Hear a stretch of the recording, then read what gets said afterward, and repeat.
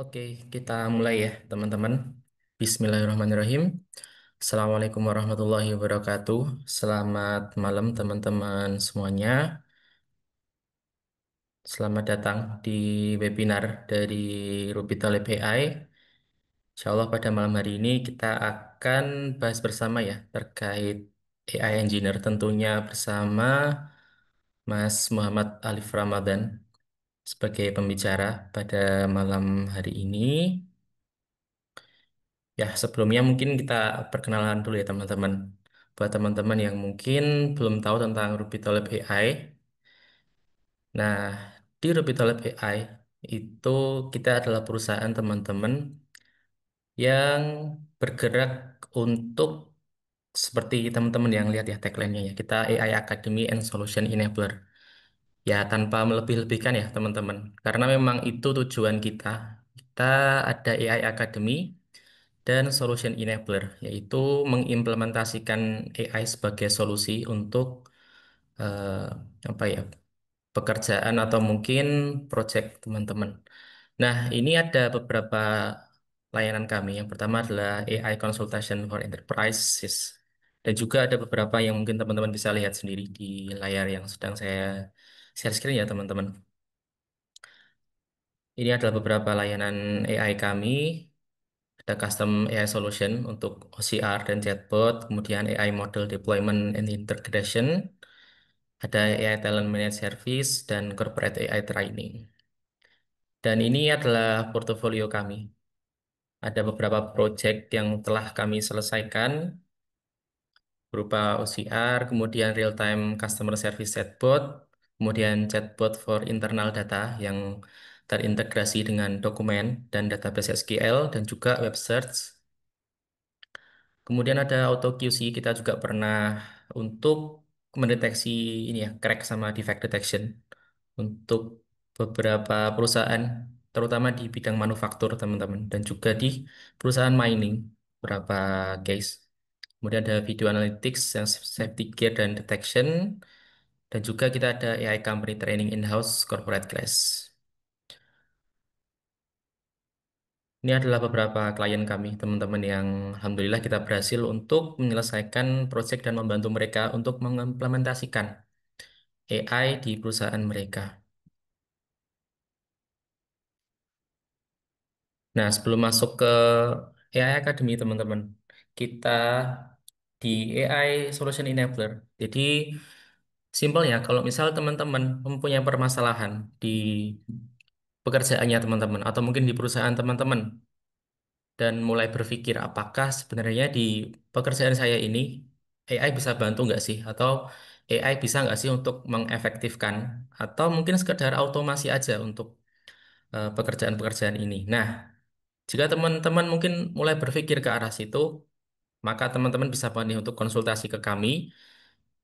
Teman-teman jelaskan permasalahan teman-teman ada apa, nanti akan kita bantu teman-teman untuk implementasi AI sesuai dengan kebutuhan.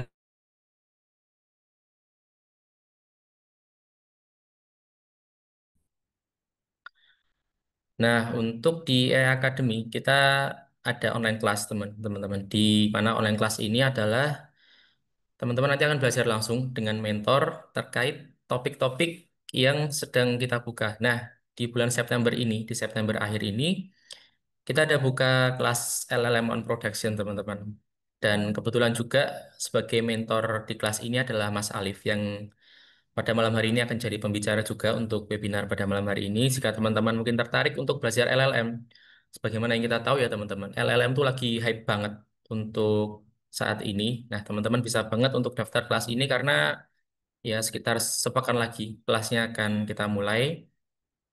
Kemudian selanjutnya ada AI Superclass, di mana di AI Superclass ini teman-teman nanti belajar 4 skill AI. Yang pertama adalah machine learning, kita belajar dari fundamentalsnya, kemudian belajar NLP, computer vision, LLM, dan juga deploy AI models di production. Kemudian kelas yang ketiga ada NLP Superclass.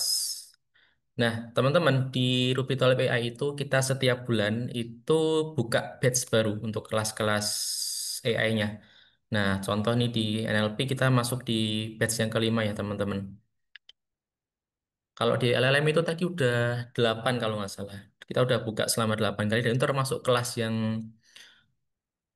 lama ya teman-teman, yang banyak sekali peminatnya di Ruby Talib AI untuk kelas LLM. Nah, sekarang kita video course ya. Kalau di video course itu di Ruby Talib AI, nah bagi teman-teman yang mungkin tidak ada waktu secara khusus ya, karena di online class itu ada jadwal kelasnya, karena live session ya teman-teman.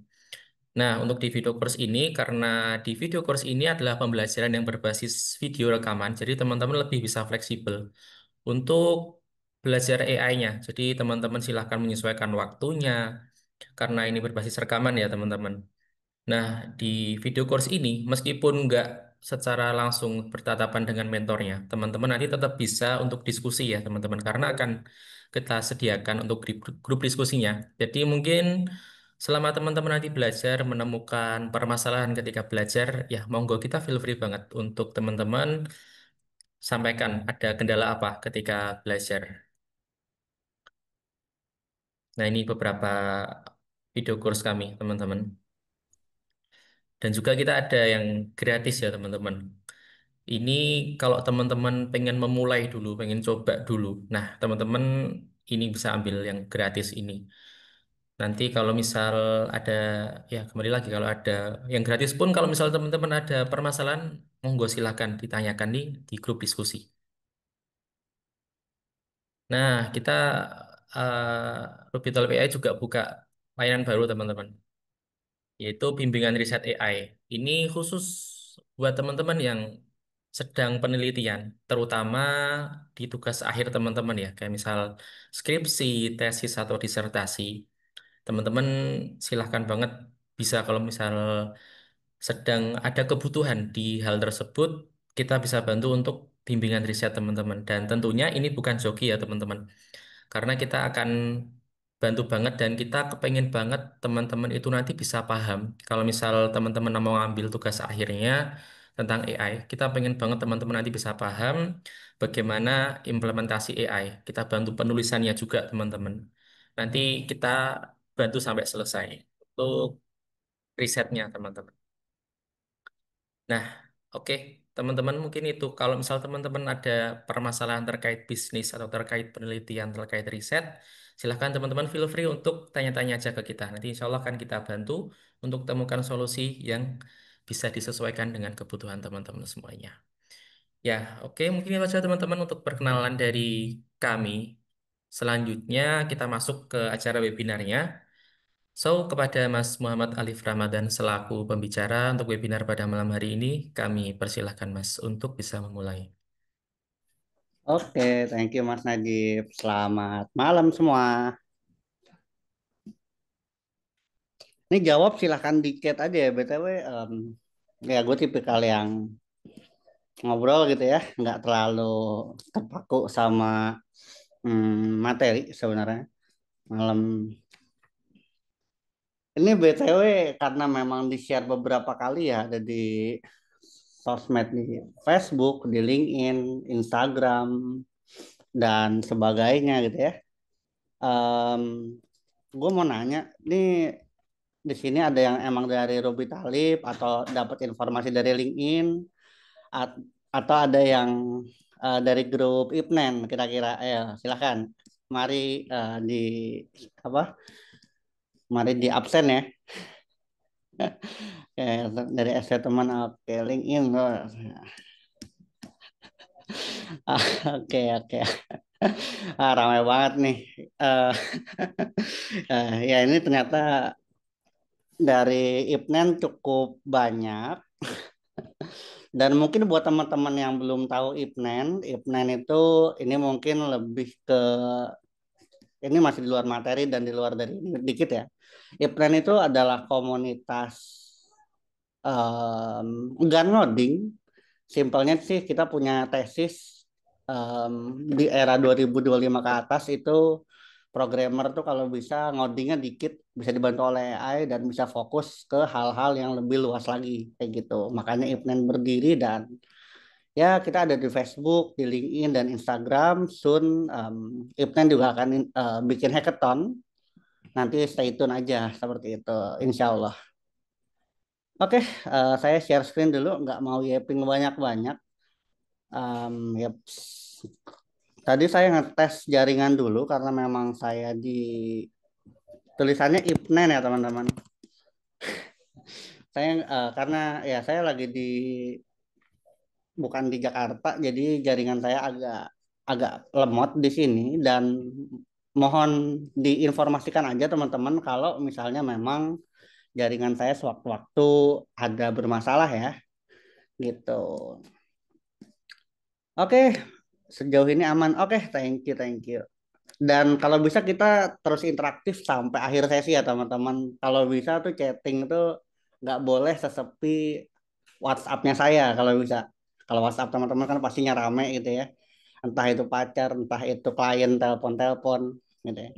Kalau saya mah insya Allah sepi. BTW ini saya share screen, ada kehalangan chatting atau sesuatu nggak teman-teman atau aman? Aman ya? Oke. Karena share-nya agak agak kendala ini.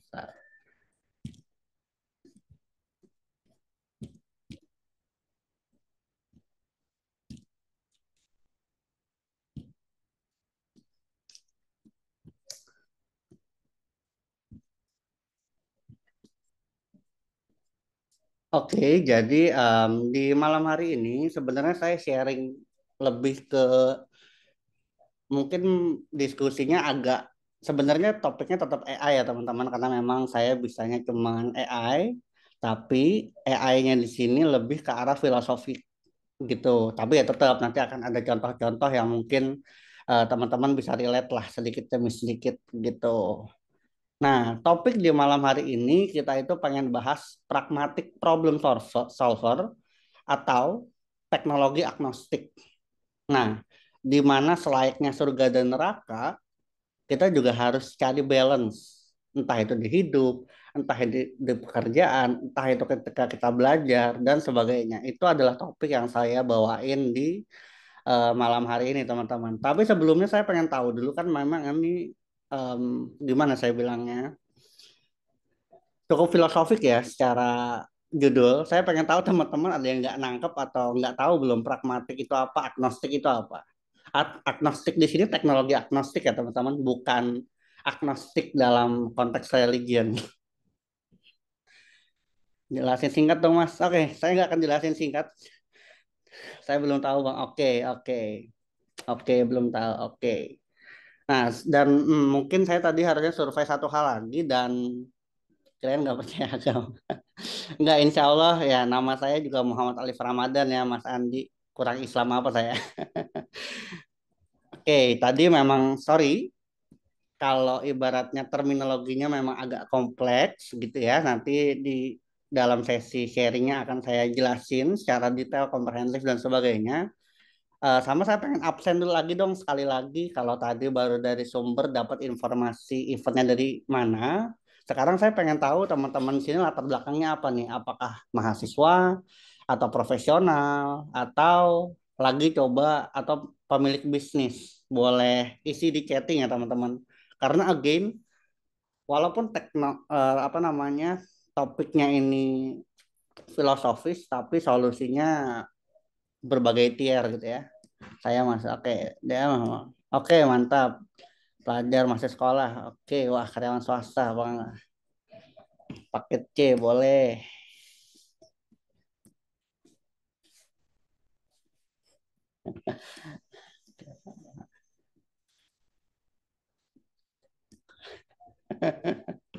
Saya lihat banyak banget teman-teman Facebook saya yang meramaikan chat ya. Thank you banget teman-teman. Oke, gamer, that's right answer.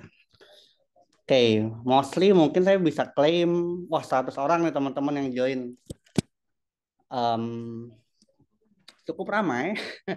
Ya kita keep energinya sampai sesinya selesai ya. Oke, saya mau bahas dari mungkin bercerita dikit ya teman-teman. Oke, jadi let's say kita kenalan sama di sini ada namanya Mas agak ribet ya namanya ya, Adik Muan Bahasa Inggris. Tapi intinya dia itu sekarang lagi semester 4 di kampus tertentu seperti itu. Cuman karena memang namanya agak ribet gitu ya, saya define sebagai Mas Amba ya. Dan ya kita sesama Gen Z ya. Dan mohon maaf nih kalau saya itu menyebut. Oke, tapi tetap di sini ada yang lagi semester 3 atau 4 atau semester 1 atau 2 teman-teman. Atau yang masih SMK semester 3 oke, SMK semester 5 saya SMK. Wah, mantep. Banyak juga ya. Oke, oke, menarik, menarik. Moga gak ada yang semester 9 ya kayak saya ya. Ada yang lebih dari semester 8.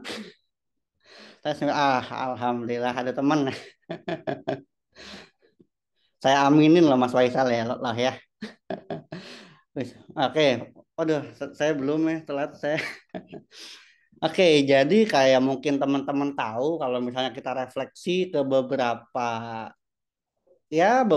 tahun ke belakang gitu ya, kan memang ketika di bawahi Menteri Pendidikannya adalah salah satu ex startup, itu mereka mengadakan namanya program MBKM teman-teman ya kan, magang berdampak dan kampus merdeka lah intinya kayak gitu. Yang biasanya magang tersebut dilakukan di semester 5 dan semester 6 seperti itu.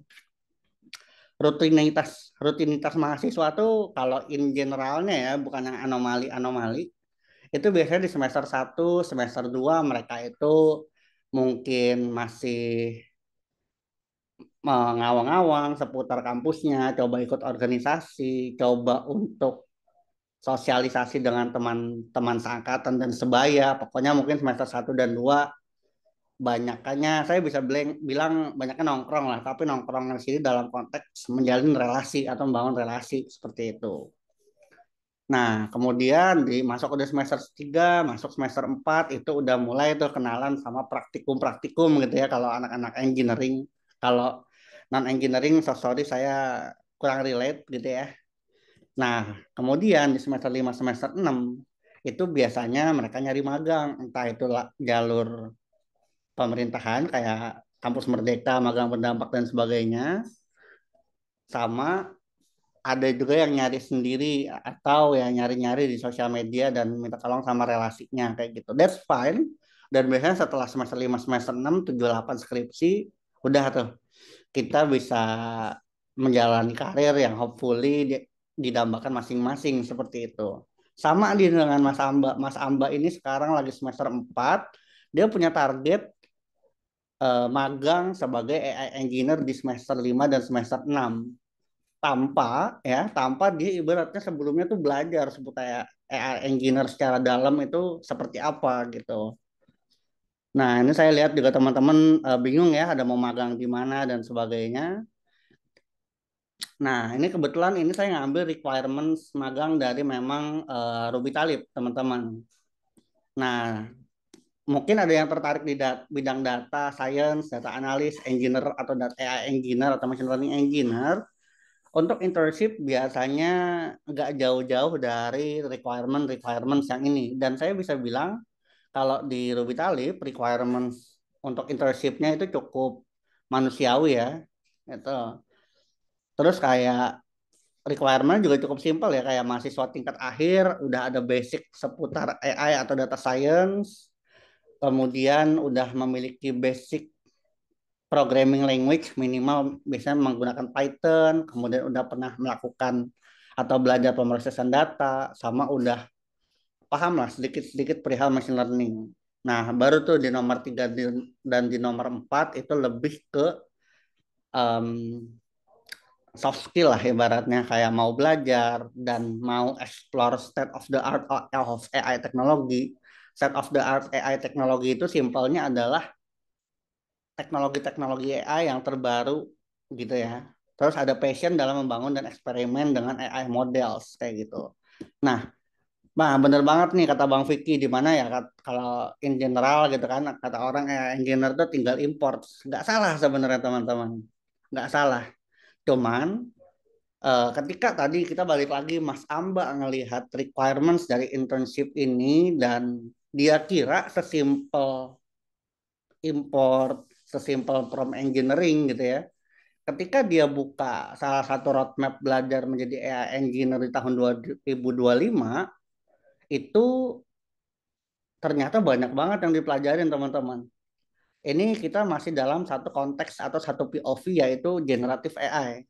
Ada RAG, ada agents, ada haystack, DSPY, LangChain, N8N, nggak ngoding, nggak masuk ya.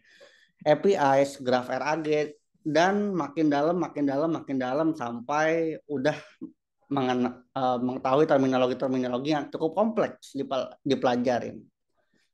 Dan kalau misalnya teman-teman tahu lagi ya, kayak event jangankan mungkin tiap bulan, tiap minggu aja AI itu selalu keluar ibaratnya solusi-solusi baru. Entah itu agentic RAG, entah itu MCP, entah itu agent konteks protokol, memori, dan sebagainya. Dan itu bisa dibilang tiap bulan keluar terminologi-terminologi baru. Perlu belajar cloud kah dan Kubernetes Docker. Cloud dan Docker boleh, perlu. Tapi kalau kayak magang, itu biasanya nanti belajarnya pas magang. Biasanya gitu ya. Tapi kalau misalnya teman-teman udah punya kualifikasi cloud seperti GCP, AWS atau Azure atau Docker itu harusnya udah high chance untuk dapetin gitu ya. Gila emang tuh. Cepet banget, betul, betul, betul banget. Bahkan yang ibaratnya kalau kita seminggu baru belajar apa, teknologi udah sampai mana gitu ya. Nah, kenapa saya nge-highlightnya hanya di ibaratnya domain AI? Ini menurut saya pribadi ya teman-teman.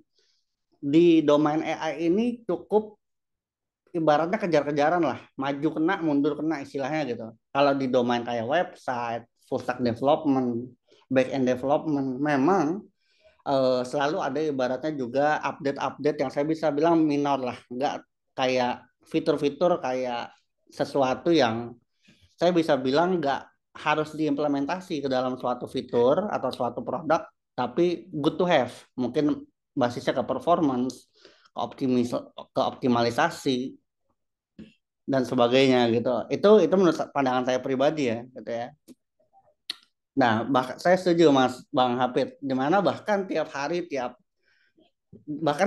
ada AI model baru, ada metode baru, di mana tuh di satu sisi klaim mereka selalu akurasi, optimalisasi dan sebagainya. Sedangkan memang kalau di production kita butuh tuh akurasi yang lebih tinggi, optimalisasi yang lebih tinggi itu diperlukan.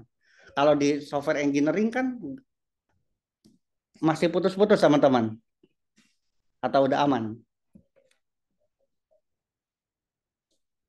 Oke. Nah, kalau di software engineering kan kayak kita kalau mau melakukan optimalisasi harus ada kayak ibaratnya skalabilitasnya tuh seperti apa. Kalau yang pakai cuma 10 orang, ya udah pakai mekanisme A. Kalau 100 orang pakai mekanisme B dan seterusnya. Ada parameter penentu dalam ibaratnya melakukan improvement atau optimalisasi secara berkala. Sedangkan di AI ada AI model baru yang klaim akurasinya sekian, bisa jadi AI kita sekarang nggak terlalu bagus akurasinya. Maka mau nggak mau kita itu jadi ya explore lagi, explore lagi gitu. Tadi saya aware ada Mas Faza Hanafi. Kenapa junior ML AI engineer perlu mempelajari NLP dulu baru nyemplung ke CV Bang? Apa dasarnya NLP dulu? Oke, saya jawab Mas Faza. Intinya gini teman-teman, harus aware perusahaannya itu berbasis apa. Di Indonesia itu biasanya kalau sekarang-sekarang demand market yang membutuhkan AI engineer atau ML engineer itu adalah generatif AI sama mungkin basisnya kayak media monitoring. Berarti butuhnya NLP gitu. Sedangkan kayak let's say perusahaan-perusahaan yang basisnya kayak Notflux, kemudian misalnya kayak saya lupa satu lagi apa pokoknya yang bahas tergantung produknya teman-teman. Kalau produknya banyaknya video analitik, face recognition dan sebagainya, of course computer vision dulu biasanya. Tapi kalau NLP itu lebih kayak general purpose, kayak secara data gitu kan. Nah, ini teman-teman chatting aja kan udah menjadi data text yang bisa dilakuin analisis, insight, dan sebagainya. Makanya NLP barrier implementation-nya lebih minim. Kalau computer vision, nggak mungkin. Misalnya kayak sekarang aja, teman-teman yang on cam ada berapa orang? Ada Mas Hatfan, ada siapa lagi? Sisanya kan off cam. Kalau saya mau lakuin pelatihan face recognition, masa saya cuma latih dua data? Kan nggak mungkin. Nah, kalau computer vision, barrier-nya cukup tinggi. Makanya requirement atau demand-nya yang CV lebih rendah seperti itu. Jangan kayak enggak ya, enggak di training ya teman-teman ya. Tapi teman-teman datanya udah bocor kok. Aman aja. Jangan kena AI development yang AI itu saya aja yang buat orang awam aja muncul terus tren baru betul banget teman-teman. Apalagi kayak sekarang kayak Veo, Seedream gitu ya.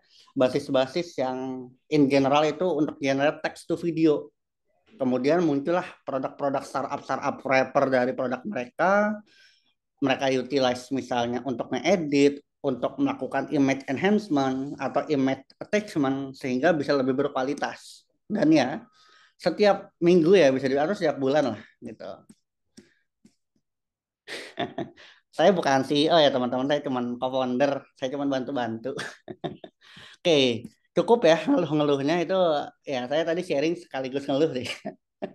Nah, akhirnya apa? Ketika ibaratnya kita Mas Amba tadi explore berbagai tools, kalau misalnya contoh tools open source gitu kayak di browser automation ada apa, dokumen processing ada apa, computer use, memory, evolution monitoring, voice framework, vertical AI agent dan sebagainya. Akhirnya apa teman-teman? Dalam waktu 6 bulan dari semester 4 ke semester 5 yang harusnya Mas Amba itu dapat magang, dia malah wafat ya teman-teman karena overwhelm, sangat-sangat overwhelm, sangat-sangat anxious, sangat-sangat ibaratnya pusing dengan ibaratnya tren AI yang tiap hari selalu adaptasi, inovasi dan sebagainya.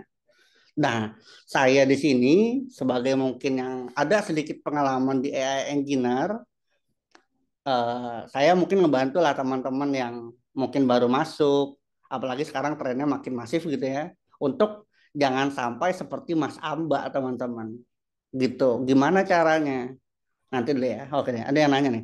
Mas Faza, dasar untuk AI Engineer, apakah perlu ETL dan teknik data engineer lain startup digabung Bang AI Engineer dan data engineer? Oke, in general ya Mas Faza, AI Engineer yang ibaratnya udah lakuin ibaratnya model deployment, itu datanya dari mana sih? Ya kan?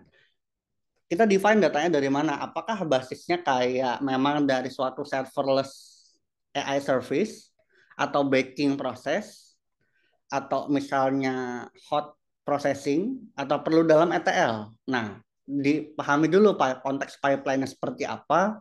Makanya mungkin ada beberapa startup di mana secara effort model deployment-nya sudah selesai. Makanya yang perlu dioptimalisasi adalah data pipeline-nya.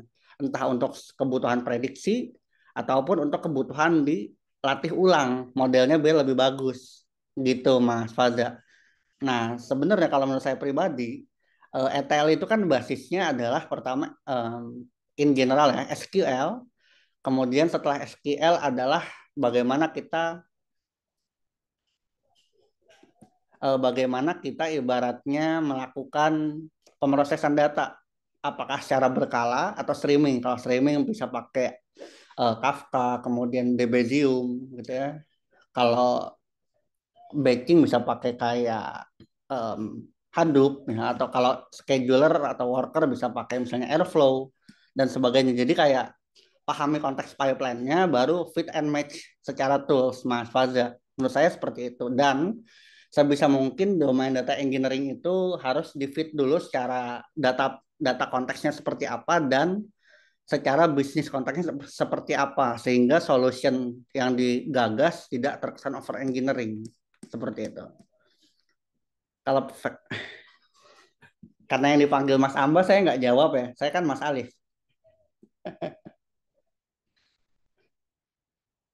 Oke, nah makanya biar kita nggak struggle, kita nggak ibaratnya overwhelm seperti Mas Amba, kita itu perlu define goals kita dulu ketika belajar AI itu apa. Nah, di sini kan saya yakin ada berbagai tier ya, ibaratnya pemahaman teman-teman.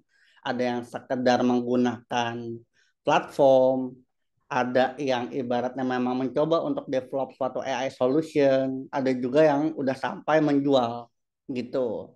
Nah, makanya di ibaratnya era-era saat ini di 2025 di kita kalau define AI goals itu adalah kunci utama dalam ibaratnya membuka opportunity transformasi yang emang kita targetin gitu. Misalnya kayak tadi ya dari berbagai domain gitu ya untuk AI engineer, kalau misalnya untuk yang publik yang tadinya nggak tahu tentang AI jadi tahu. Kemudian kalau business owner jadi bisa lakukan optimalisasi operasi dan decision. Nah, dengan ibaratnya kita memberikan kejelasan dalam objektif kita itu, jadi kita bisa ada tahapan yang berkala lah di dalam pembelajaran kita. Habis itu baru tuh kita menggunakan AI untuk aktualisasi goals kita tersebut seperti itu. Nah, di sini teman-teman kalau bicara goals seputar AI udah di level mana teman-teman? Teman-teman banyak kan engineer yang mau jadi AI engineer atau baru yang sekedar explore explore AI platform atau ada yang sampai pengen bikin produk. Teman-teman yang mana? Engineer masih pemula ya. Masih sama saya juga masih pemula kalau Mas Gilhan. Ini kita sharing-sharing aja.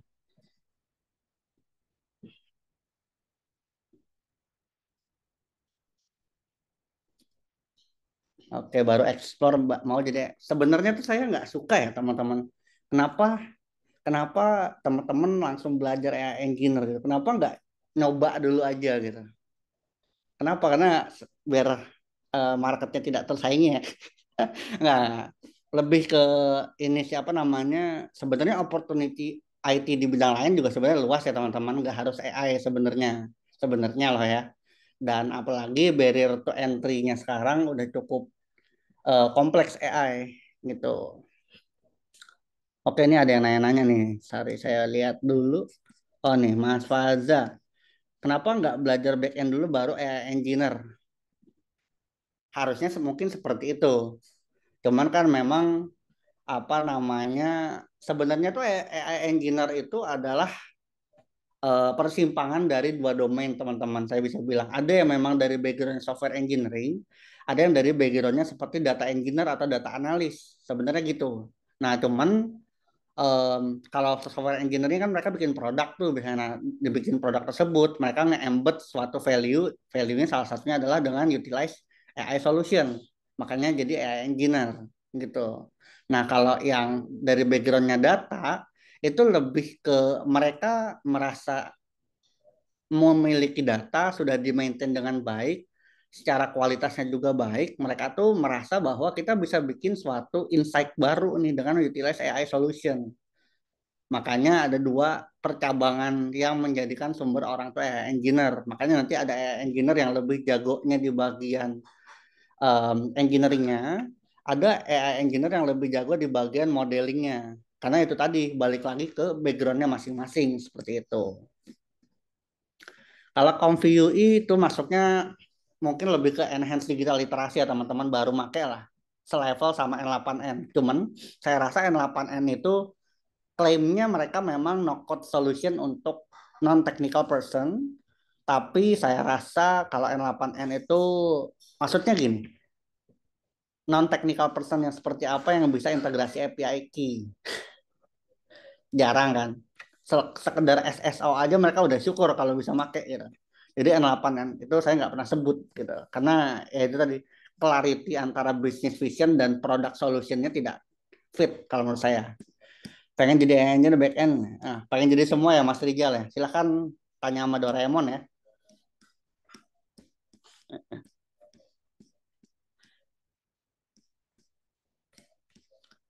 Banyak yang klaim pakai N8.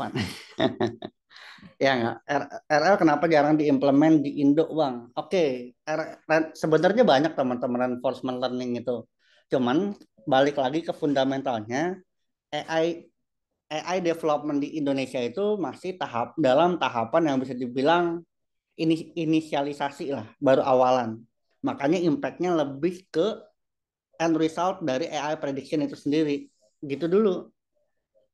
Setelah itu terjadi, jangankan reinforcement learning deh Bang Fada, kita bahas dalam topiknya machine learning ops aja yang emang udah kayak on par dengan DevOps aja itu jarang gitu diimplementasi di perusahaan. Kalau yang masih small to medium ya, kalau yang big atau high end biasanya emang udah pada implement. Tapi sedikit juga yang punya literasi tersebut. SDM-nya juga sedikit. Itu baru MLOps, apalagi reinforcement learning. Di mana reinforcement learning itu kan membutuhkan data yang secara berkala, kita harus set up environment dan ya it's a bit tricky lah kalau untuk level AI adoption di Indonesia saat ini. RL sering digunakan embedded kah Bang? Kalau untuk end result yang di embedded bisa, tapi biasanya reinforcement learning itu kalau sepengalaman saya itu di dalam satu environment komputasi khusus. Tapi memang end resultnya baru di reinforcement learning gitu. Contoh dari reinforcement learning yang paling umum atau mungkin paling visible itu kayak misalnya teman-teman implementasi multi arm bandit di dalam konteks marketing. Jadi simpelnya multi arm bandit itu sama aja kayak melakukan brute force lah dalam melakukan spam email spam konten marketing. Nah, tapi dari situ ada polisi yang melakukan enhancement. Kapan kira-kira yang optimal secara jamnya, secara waktunya dan sebagainya. Ini saya dengar implementasinya dia itu di Kalbe yang memang risetnya itu masif ya di sana. Mas Admin kalau mau jadi sosok AI engineer yang dilirik sama perusahaan, portofolio apa yang dibuat? Oke, menarik. Ini saya keep, nanti saya jawab di akhir ya teman-teman.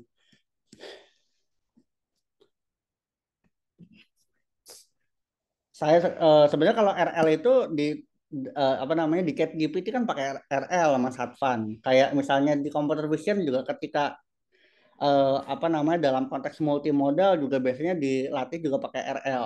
Nah, lebih ke kalau di apa namanya secara real time information. Jadi gini teman-teman, reinforcement learning itu membutuhkan sangat banyak parameter dalam menentukan polisi yang lebih baik ke depannya. Nah, kalau misalnya kita bahas dalam environment robotik, dalam environment game, dalam satu one waktu, itu teman-teman bisa define parameter apa aja yang mereka dapat, ya kan?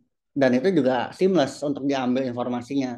Makanya tahapan reinforcement learning di domain robotik dan game itu lebih masif dibandingkan dengan yang di domain NLP, CV, dan data science seperti itu. Karena ya itu tadi parameter yang mendukungnya berbeda lah. Masih worth it kamu ngebalatain ML bang di lokal? Worth it, worth it, bet. Saya akan ngasih tahu dikit. Ipnen akan kolaborasi sama salah satu AI platform terbesar, ya mungkin salah satu AI platform terbesar di Indonesia untuk join riset. Nah, jadi AI engineer yang ibarat atau misalnya gini, teman-teman ada passion di AI engineer gitu ya. Nanti saya akan kita akan define dua scope. Ada yang masih pemula, yang pemula ya mereka tinggal pakai platform yang sudah ada sambil belajar dari course-course yang nanti akan kita buatin.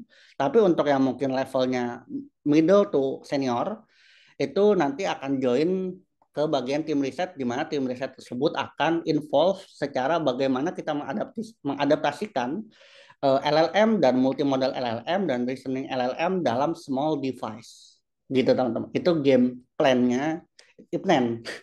Cuman ya kayak gitulah. Kenapa lebih pengalamanku sulit terhadap noise? Ya itu eksperimentalnya Bang Fada. Kalau gampang kan udah dikerja nama engineer. Oke, teman-teman Ipnen silahkan jawab ya pertanyaan Ipnen singkatan dari apa. Saya izin lanjutin materi dulu. Nah, kemudian ketika nanti kita udah define AI goals-nya seperti apa, baru tuh kalau mungkin buat public kita bisa enhance digital literasi. Kalau buat business owner itu kita bisa lakuin optimalisasi operation, kita bisa lakuin optimalisasi decision. Dan kalau buat sesama engineer, kita bisa bikin inovatif AI solution seperti itu.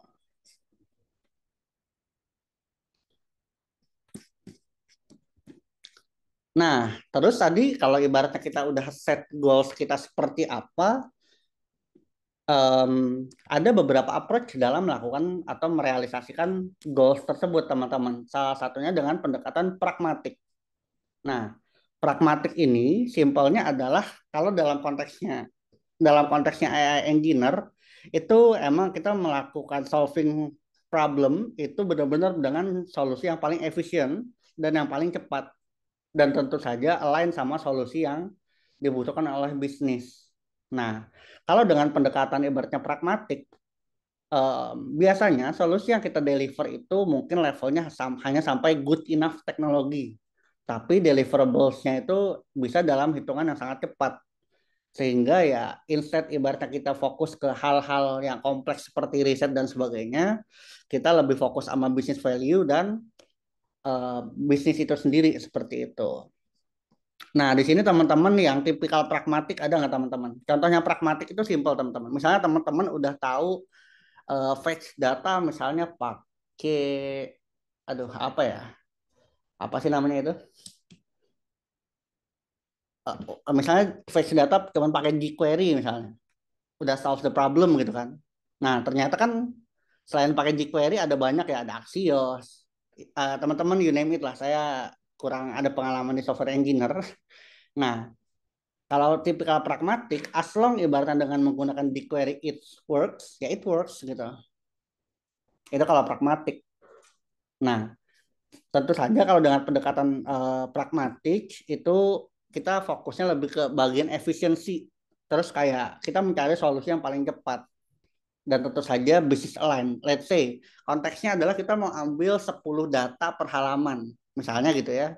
Di mana secara back end udah siapin API pagination-nya karena data dari dalam dashboard juga tidak banyak ya udah kita pakai jQuery aja misalnya kayak gitu. Nah, itu at least alignment dari bisnis sudah cukup gitu. Tapi beda lagi kalau di dalam dashboard itu kita ngerender 100.000 data secara real time. Latensinya harus di bawah 0,200 milisecond misalnya dan sebagainya. Akhirnya ada perbedaan pendekatan gitu. Sama kalau tipikal ibaratnya pragmatik itu pasti menggunakan ibaratnya good enough tech, bukan yang high end, bukan yang low end, tapi yang benar-benar ya yang dia bisa aja gitu.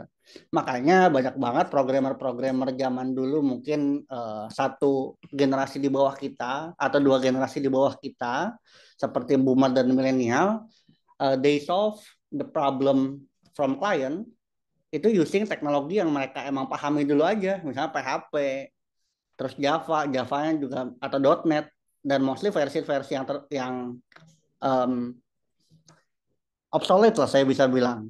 Sehingga sulit tuh untuk ketika ibaratnya engineer baru kita kayak Gen Z engineer join ke dalam suatu startup, akhirnya kita ngeluh-ngeluh, wah ini obsolete, wah ini dan sebagainya. Saya pernah kali dengan tagihan GCP saya bang. Kalau menurut saya tagihan GCP itu jangan dibayar teman-teman. Kok jangan dibayar bang? Ya kita pakai solusi in-house aja. Solusi in-house kan juga bayar bang. Enggak, kita deploy di lokal aja. Kita deploy di lokal, pakai Docker, pakai ngrok cukup gitu. Solusi selesai kan. Nanti kalau klien mau pakai, kita installin di laptop klien. Fine kan? Kita nggak harus kena tagihan dari cloud provider kan kalau kayak gitu. Ya enggak. Oke, next. Nah, sebelum saya mau survei nih teman-teman. Um, Coba ketik pragmatik kalau teman-teman ngerasa teman-teman adalah tipikal engineer yang pragmatik seperti yang saya bilang ketika teman-teman udah paham satu bahasa dan udah that's it gitu. Mungkin belajar tapi nggak nggak terlalu adaptif gitu. Silakan catat, silakan ketik pragmatik ya teman-teman.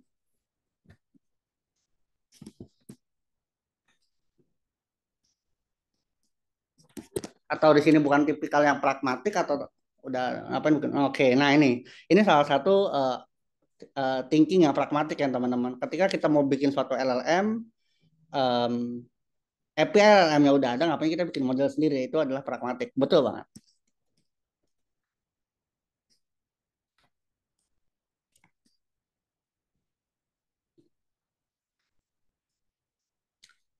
Oke, ini share screen saya, browsernya kelihatan nggak teman-teman? Pragmatis. Nah, ayo silakan ngaku teman-teman. Teman-teman pragmatik atau agnostik gitu ya. Tapi pragmatik dulu yang diisi. Oke, kelihatan ya. Oke, saya mau share. Ini ada salah satu Hugging Face website yang menarik. Teman-teman bisa buka juga. Nah, ini tuh dia kayak nge-mapping timeline model-model AI dari tahun 2020, teman-teman. Wah, ini banyak banget ya, teman-teman. Wah, tuh. Kita set intervalnya dari apa ini? Dari apa nih? 16 November 2020 sampai 15 September 2025. Nah, kalau kita lihat ini ada 400 model, teman-teman, di domain apa nih? Oh, keseluruhan ya, teman-teman ini. Let's say kita hanya text model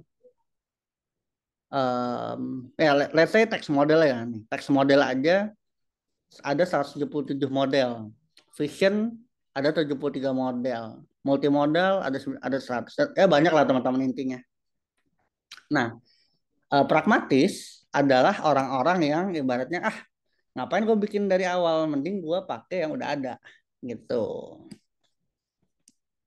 Terlalu banyak transformer nggak asik, nggak ada yang baru. Sebenarnya ada kan kayak RW Cafe, kemudian ada beberapa model yang lain lah. Saya bisa bilang saya lupa nama istilahnya apa. Cuman memang untuk saat ini transformer yang cukup reliable untuk diotak-atik gitu kan. Kan sama kayak CNN dulu, Mas Faza.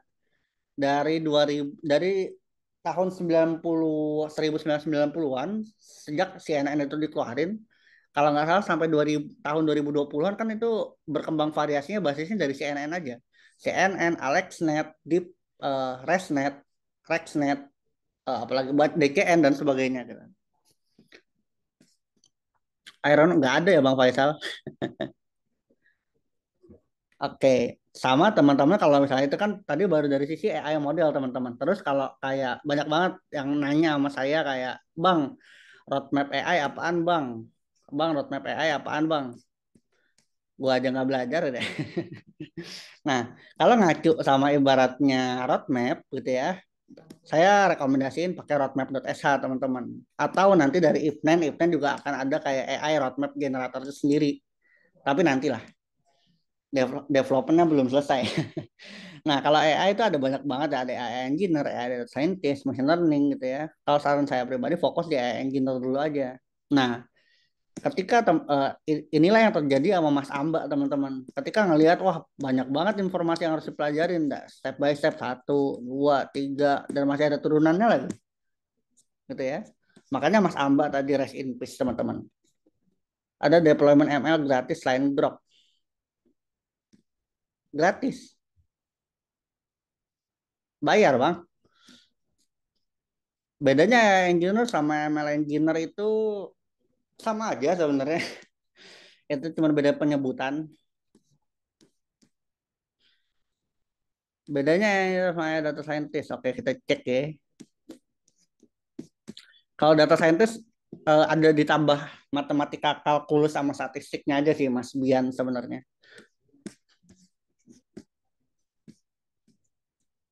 Nah, kalau ibaratnya engineer lebih fokus ke generatif AI, tapi kalau AI data scientist lebih ke tabular data dan end to end sampai ML ops gitu.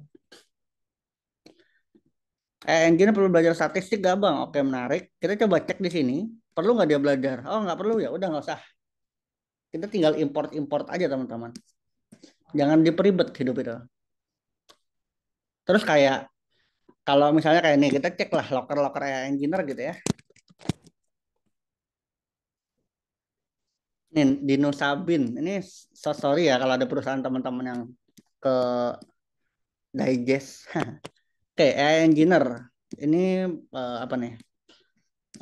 Produknya Smart Waste Innovation, berarti akan ada AI, IoT, robotik, sama big data.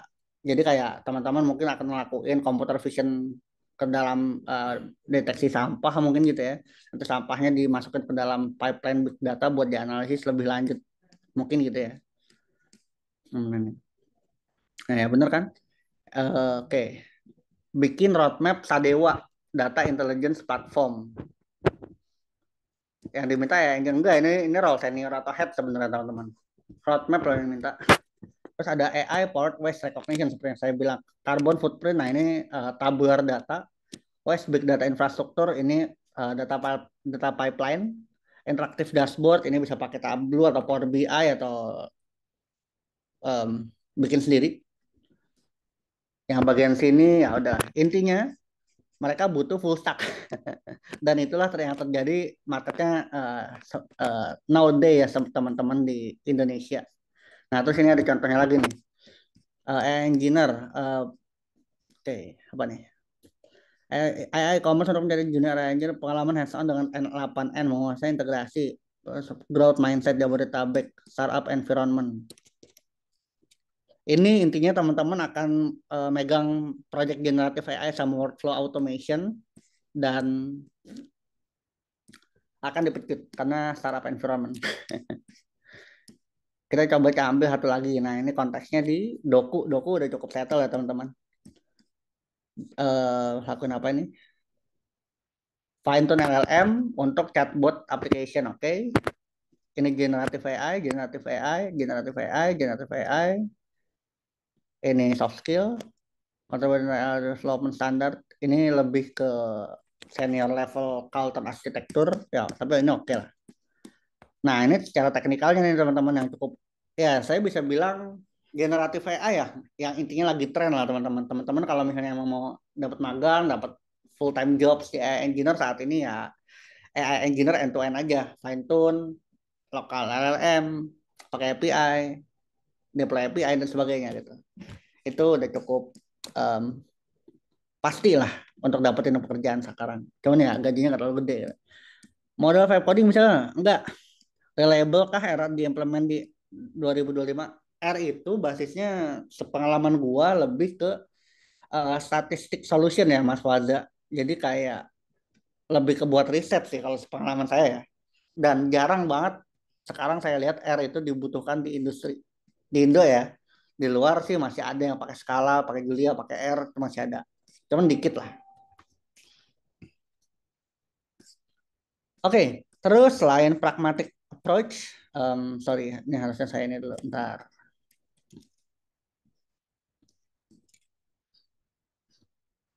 Oke, selain pragmatic approach, juga ada yang versi agnostik. Nah, yang agnostik, ini adalah tipikal apa namanya engineer-engineer yang kayak kalau di software engineering itu kayak engineer-engineernya X JavaScript. Jadi kayak ibaratnya ada framework baru make, ada framework baru make, ada framework baru make. Itu adalah agnostic engineer, teman-teman. Nah, agnostik ini simpelnya adalah instead ibaratnya mereka menggunakan base tools untuk ibaratnya implementasi project mereka. Mereka kalau dalam konteksnya engineer kita sangat-sangat banyak melakukan eksplorasi seperti itu. Nah, tapi nggak apa namanya nggak jelek juga sebenarnya solusi agnostik ini. Kadang memang kita butuhkan kalau di dalam domain AI engineer ya, agar misalnya kita memastikan solusinya itu fit secara taks, akurasinya bagus, bisa beradaptasi dengan tren-tren terkini, karbitan. Ya betul. Kayak tren-tren Mei itu mirip-mirip lah sama agnostik ya teman-teman. Tolong jangan ada yang kirim gambar Mbak Waguri di chat ya. Nah, kalau dengan ibaratnya tipikal agnostik ini, kita bisa lebih fleksibel dalam milih tool, skalabilitasnya juga lebih fokusnya lebih ke skalabilitas, terus juga performance driven kayak akurasi, presisi dan sebagainya, dan adaptable to change-nya mereka juga cukup tinggi gitu. Nah, saya bisa bilang AI engineer yang di apa namanya software engineer atau AI engineer yang dibutuhin di startup sekarang itu adalah yang tipikal agnostik, bukan agnostik dalam konteks religion, tapi lebih ke mereka itu setiap ada teknologi AI baru mereka mau belajar, mereka mau beradaptasi, mereka mau melakukan fit product problem atau product market fit. Itu yang dibutuhkan di startup dan kalau misalnya teman-teman pengen keserap gitu. Kalau yang pragmatis itu biasanya produknya udah ada, udah gede dan sebagainya. Makanya di sini saya ada ngasih meme gitu ya. Kalau misalnya kita di tahun 97 orang tua kita bilang jangan terlalu dekat sama internet, nanti ngerusak mata, ngerusak telinga dan sebagainya. Di tahun 2017 dan bahkan mungkin di tahun-tahun sekarang gitu ya, udah banyak ibaratnya teknologi-teknologi VR yang bahkan udah bukan deket lagi, udah deket banget sama mata gitu. Dan ya itu tadi, kalau sebagai ibaratnya tipikal orang teknologi dan kita mau long term mainnya gitu ya, agnostik ini sangat baik teman-teman. Agnostik di sini lebih ke instead teman-teman ya, um, being lazy setelah ibaratnya dependent sama suatu specific tools, kadang kan comfortable juga atau kenyamanan itu perlahan membunuh kita gitu ya. Makanya kadang agnostik ini juga perlu uh, dipikirkan seperti itu. Nah, teman-teman di sini gimana? Apakah ada tipikal programmer yang agnostik atau karbitan?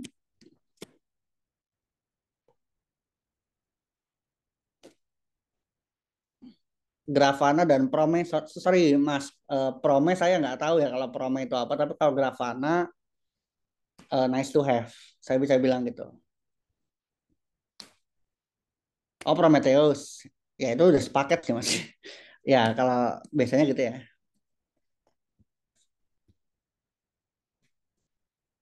Karbit ya, capek bang agnostik nunggu teknologi mata dulu. Oke, oke. Ada yang karbit, ini sorry ini karbit teknologi ya teman-teman, jangan karbit yang lain dulu tolong. Dan ya mungkin lebih ke, kalau saya bisa bilang kayak mungkin kayak kita teman-teman baru belajar nih, energinya masih banyak banget gitu ya. Em, Energinya masih banyak dan somehow kita dengan pendekatan agnostik. Tapi setelah ibaratnya berkala, kita udah dapat kerja, kita udah ngerasain punya duit, kita udah ngerasain ibaratnya energi kita udah nggak sebanyak waktu dulu pas masih belajar. Pelan-pelan kita akan jadi pragmatik dan itu yang berbahaya sebenarnya. Dan itu juga mungkin reminder buat diri saya pribadi juga ya, agar tetap menjaga kredibilitas saya dalam eksistensi riset lah gitu. Di Indo mending TensorFlow atau PyTorch? Mending Transformer, Mas Ahmad. Sekarang itu saya bisa bilang topiknya lebih ke embedding, topiknya lebih ke generatif AI, ya Transformer solusinya, bukan TensorFlow atau PyTorch. Kalau basisnya TensorFlow atau PyTorch, itu kalau mau bahas klasifikasi gambar, mungkin objek deteksi, itu masih worth it gitu. Sebentar ya teman-teman.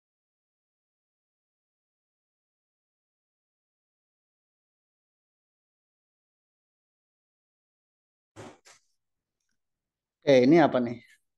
Sesuai sama requirement dan deadline. Kadang di awal pakai yang ada dulu buat POC, tapi kalau udah ada masalah terkait performance ya bisa dibikin pakai teknologi yang lebih cocok. Oke, thank you Mas Rizal ya, betul. Fit ya solusinya. Nah, makanya dari situ kita coba lakuin perbandingan lah, bisa dibilang kayak kalau pragmatik seperti apa, kalau agnostik seperti apa. Mas karena tadi tidak dapat menghitung sampai 100, saya kenapa tidak dapat menghitung, saya beruntung saat menerapkan voice model. Oh gitu ya. Basicnya lebih ke gini sih teman-teman. Text generation basisnya AI voice itu kan juga tetap aja sequential text generation yang ditambah layer tambahan untuk mengconvert dari text to speech gitu. Nah, alasannya ibaratnya kenapa nggak bisa dipotong gitu ya? Karena mungkin mereka itu nggak belajar secara berurutan, walaupun mungkin ada pinter dan sebagainya, atau mungkin emang ada noise ketika pembuatan voice modelnya, makanya tidak terlalu presisi gitu. Saya bisa bilang AI voice model sekarang udah cukup eksis kalau sebagai agnostik, tapi secara pragmatis AI voice model saat ini masih banyak banget struggle-nya dalam implementasi gitu. Makanya kan kalau kayak teman-teman ada yang lihat demonya Mark Zuckerberg gitu ya, itu kan fail karena basisnya AI voice ini masih cukup fragile, saya bisa bilang gitu. Yap, thank you Mas Fahmi. Abis lihat roadmap apa kayak ini sama LLM Engineer, bisa dibilang seperti itu, bisa juga enggak. Kalau AI Engineer ini kalau menurut saya pribadi ya, AI Engineer itu biasanya cuma pakai teknologi yang udah ada untuk product solution field gitu. Kalau LLM Engineer biasanya mereka ada ngotak-ngatik di bagian arsitektur AI-nya, ada ngotak-ngatik arsitektur GPU atau kudanya untuk lebih optimize dan sebagainya gitu. Max Context Token sebenarnya kalau konteksnya tadi OpenAI ya, mereka kan udah cukup panjang ya Mas Bintang. Bisa jadi bukan dari Max Context Token, tapi lebih ke saya jelasinnya mungkin agak teknikal dikit ya. AI text generation model itu ada ibaratnya skor atau teks atau ada ibaratnya scoring untuk mendesain mana yang paling komprehensif, dan mereka itu melakukan projection katanya bukan hanya satu dua kata, bisa ratusan, bisa ribuan dan sebagainya. Nah, basisnya kan tadi GPT dan sebagainya itu kan text generation model tuh. Jadi yang harusnya mungkin kita mengcover lebih luas secara ibaratnya konteks data dalam ibaratnya melakukan inference tadi, malah menjadi lebih, kita butuh yang lebih cepat. AI voice kan butuh yang cepat kan. Makanya mereka mengurangi ibaratnya projection bobot di dalam inference-nya. Makanya si prediksi kata-katanya atau reasoningnya menjadi tidak terlalu baik. Sebenarnya kayak gitu Mas Bintang gitu. Karena event abis text-nya di generate kan nggak cuma teks gitu kan. Tapi ada satu layer lagi untuk yang text to speech gitu.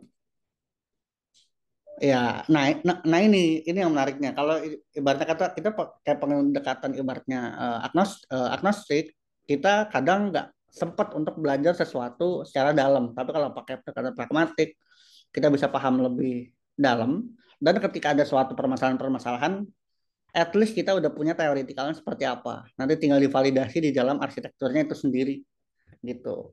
Itu tadi saya baru bahas dari sisi GPT arsitektur atau model arsitektur, yang saya belum bahas bagian skalabilitas Kubernetes-nya dan sebagainya gitu.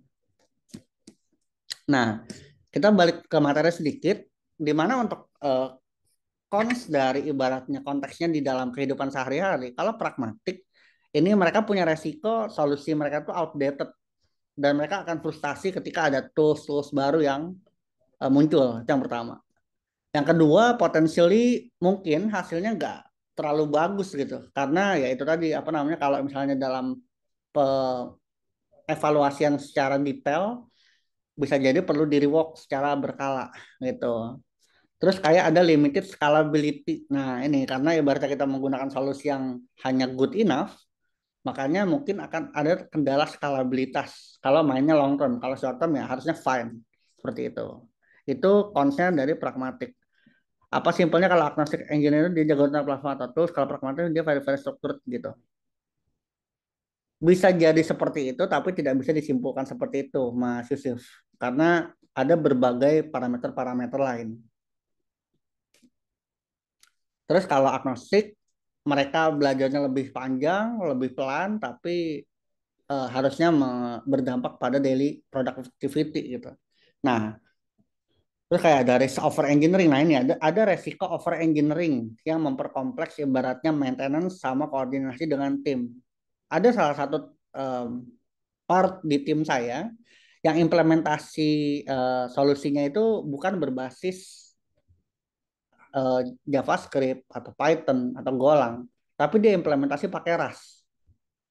Udah dipakai sama beberapa industri, dan alhamdulillahnya mereka tidak concern secara skalabilitas, tapi mereka concern secara maintenance. Itu ada, itulah trade off-nya gitu ya. Terus kayak di awal inisialisasi effortnya lebih tinggi, apalagi dalam konteks untuk deliverables atau ibaratnya untuk mengeluarkan suatu produk gitu. Dan tentu saja itu bikin stres secara pribadi terhadap timeline. Itu cons-nya gitu ya. Terus ada prosnya. Kalau prosnya, kalau pakai pragmatik jelas, delivernya cepat, kayak teman-teman dikasih waktu cuma 3 hari buat bikin sistem informasi berbasis kampus misalnya. Kalau agnostik mungkin pakai JavaScript, woy. Hono, pakai React, pakai Next.Vue dan sebagainya gitu ya. Kalau pragmatik udah pakai PHP aja gitu ya. Gitu. Terus kalau ibaratnya tadi cepat delivernya, otomatis cost yang dikeluarkan juga lebih efektif. Ini secara high level meninjau ke engineer. Kayak dari atasan lihat bawahannya, oh cepatnya mereka delivernya, ya udah budgetnya yang tadinya gue harus spend 10 bulan jadi cuma 1 bulan, berarti ya gajinya cuma 1 bulan yang dikeluarin gitu. Terus karena ibaratnya kita dengan pendekatan pragmatik itu kita menggunakan solusi-solusi yang ibaratnya good enough atau simple, let's say kayak if else, atau misalnya hanya berbasis weighted decision making, sorry. Nah, itu lebih cepat lah untuk memperbaikinya yang tadinya harusnya retraining model, kalau pragmatik bisa jadi hanya lakuin if else kayak gitu. Nah, terus ada prosesnya juga kalau agnostik itu ketika misalnya teman-teman udah step up gitu ya dari junior atau middle ke senior, teman-teman pasti akan menghadapi berbagai kasus yang benar-benar non teknikal lah saya bisa bilang. Nah, kalau let's say ketika junior atau middle-nya teman-teman ibaratnya adalah tipikal yang agnostik, secara long term-nya teman-teman akan bisa memberikan solusi-solusi tools yang sangat-sangat beragam. Dan itu juga meningkatkan problem solving tanpa harus teman-teman explore lagi gitu. Terus juga jelas apa namanya CTO yang kalau saya ketemu beberapa ibaratnya head atau chief level ya atau bahkan pebisnis lah yang bukan non ini ya. Mereka itu basisnya bukan pragmatik tapi agnostik. Di mana ya pendekatan solusi agnostik inilah yang ibaratnya menjamin keberlangsungan secara long term value terhadap perusahaan, terhadap diri kita pribadi dan sebagainya. Terus jelas secara optimalisasi karena di awalnya kita udah sangat effort gitu ya. Jadi optimalisasinya lebih bagus dibandingkan atau untuk proyek-proyek yang kompleks saya bisa bilang gitu. Nah, tapi tentu aja saya nggak akan ibaratnya mengkambing hitamkan pragmatik, saya nggak akan mengkambing hitamkan agnostik karena sama-sama hitam, sorry, karena sama-sama dibutuhkan. Makanya, tapi ya saya define kalau pragmatic fit environment kemana, kalau agnostic fit environment kemana, kayak gitu. Nah, kalau pragmatik itu biasanya di high tech industri atau high end industri kayak healthcare, finance, big tech giants, di mana mereka butuh solusi yang cepat, tapi ya mereka juga ibaratnya mau meminimalisir poor quality atau poor performance kayak gitu. Nah, dengan pendekatan seperti itu ya udah apa namanya solusinya yang di develop itu timelinenya tidak terlalu molor, kemudian juga hemat dan juga pressure-nya juga pas gitu. Itu kalau pragmatik. Nah, kalau agnostik ini biasanya untuk AI engineer yang kerjanya di dynamic startup, teman-teman. Di mana kayak e-commerce, marketing sektor, atau misalnya crafting adaptable solution. Nah, itu biasanya butuh tipikal AI engineer yang suka explore. Biasanya gitu. Atau kan kayak tadi di Ruby Talib, requirement interns-nya adalah mereka yang mau explore AI models atau yang state of the art. Makanya itu adalah fit environment-nya untuk tipikal-tipikal yang agnostik kayak gitu. Walaupun pendekatan agnostik ini emang spend cukup lama waktunya, tapi fleksibilitasnya secara long term ini akan menjadi key decision dari kesuksesan dan inovasi sesuai demand yang ada seperti itu. Nah, setelah ibaratnya teman-teman tahu dari ibaratnya tipikal yang pragmatik sama agnostik, teman-teman cenderung yang mana nih teman-teman? Coba tulis di chat yang pragmatik tulis, yang agnostik tulis. Saya pengen coba mau survei.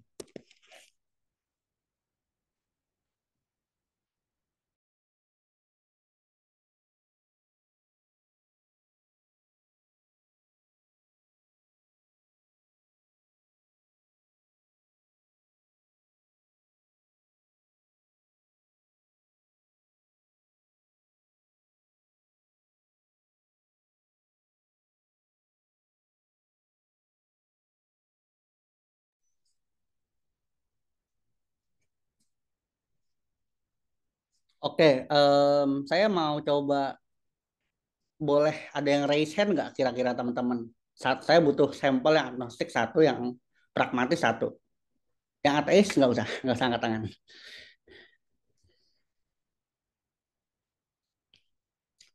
Ayo, mau angkat tangan atau saya pilih? Ayo.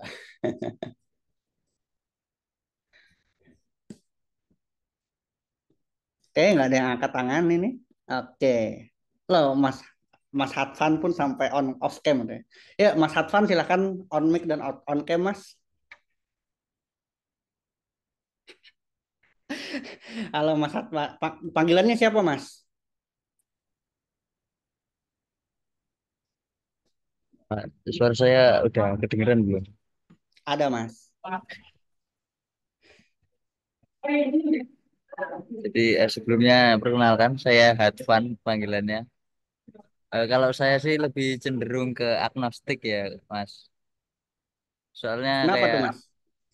soalnya kayak ngikutin aja gitu. Kalau ada yang baru tuh langsung kayak cepet-cepet takut ketinggalan begitu. FOMO berarti ya, Mas ya? Iya, FOMO bener. Oke, oke, oke. Sekarang kalau boleh tahu Mas Hatfan lagi mahasiswa atau udah profesional, Mas?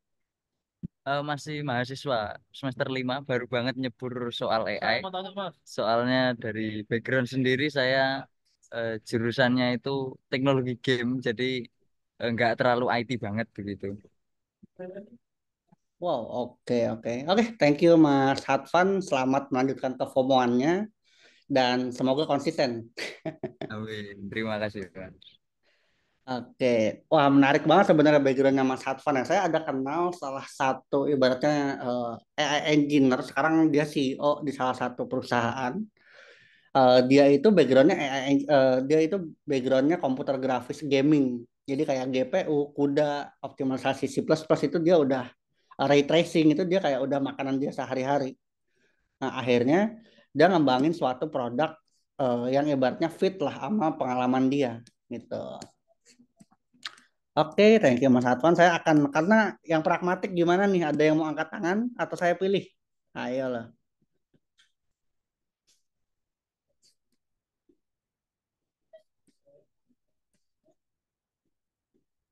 Oke, ini memang harus dipilih ya teman-teman ya. Ntar saya coba cek random. Oke, siapa ya? Siapa ya? Oke. Siapa ya? Hmm, hmm, Ntar.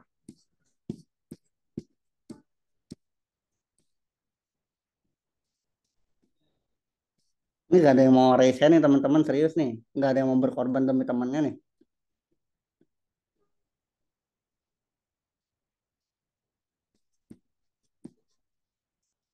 Mana ya? Ntar. Oh ini ada.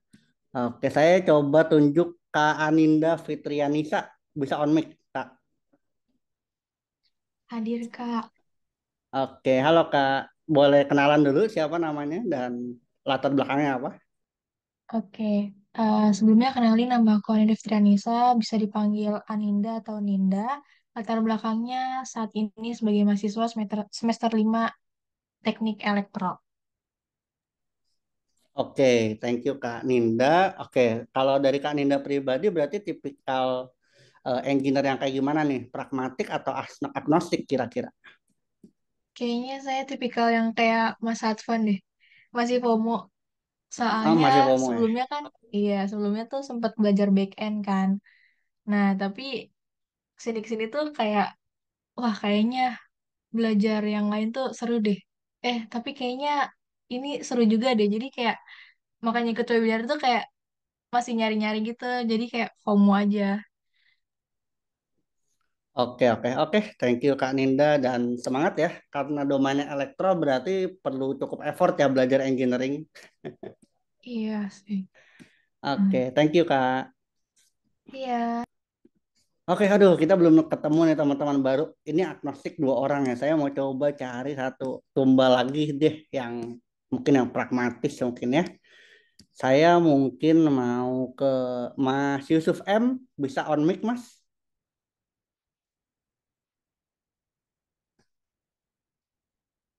Aduh, bisa Ya nggak nih? Mas, Ya, untuk kalau perkenalan saya nama saya Yusuf dari Teknik Elektro Universitas Muhammadiyah Yogyakarta.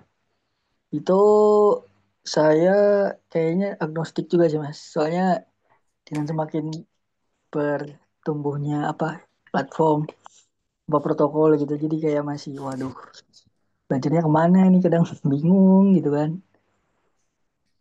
Pas Oke, belajar oke, ini oke. tiba-tiba muncul yang lain gitu. Gitu sih Mas. Oke, oke, oke. Thank you Mas Yusuf. Wah, kalau mahasiswa kayaknya banyaknya agnostik nih kira-kira. Saya mau coba ambil tumbal dari yang saya kenal dulu deh kalau gitu. Mas Akbar, Mas. Silakan Mas, on mic Mas. Halo Mas, maaf Mas, suara apa nggak bisa on cam. Aman Mas. Jadi kalau Mas Akbar gimana Mas? Mas pendekatannya udah agnostik atau masih pragmatik nih? Kan Mas Akbar udah kerja nih. Eh, Kalau pendekatannya sih eh, kayak semi pragmatik, semi agno agnostik gitu sih Mas.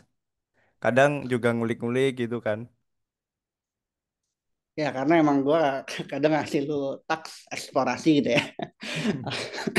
Oke, thank you Mas Akbar. Aduh, masih gagal teman-teman mencari tipikal pragmatis.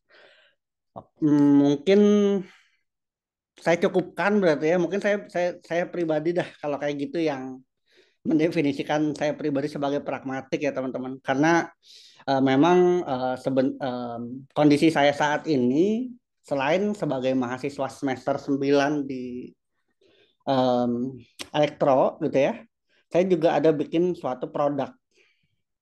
Nah, kalau basisnya produk itu udah mau nggak mau kita itu harus bikin yang berkualitas, harus yang scalable, harus yang relay sama regulasi.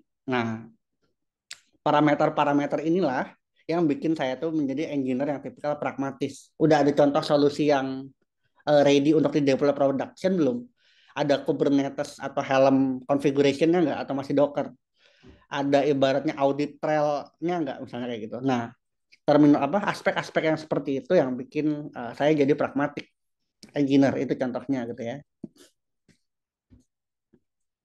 Oke, kita lanjut dulu dan thank you banget teman-teman. Ternyata teman-teman banyak agnostik. Semoga agnostiknya hanya secara teknologi ya teman-teman, jangan yang lain.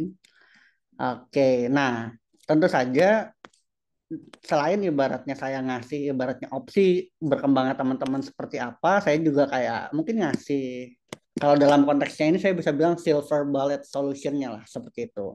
Dimana adaptasi strateginya dalam konteks sebagai seorang engineer yang bekerja di suatu perusahaan itu step satunya adalah kita quick initial solution. Oke, quick initial solution itu maksudnya adalah kita mulai dari yang paling cepat cost efektif solution yang mungkin pakai existing tools untuk address solusi yang emang atau yang dibutuhkan seperti itu. Nah, pertanyaan saya, kalau untuk poin satu kira-kira masuknya ke pragmatik atau agnostik teman-teman? Sambil kita decide.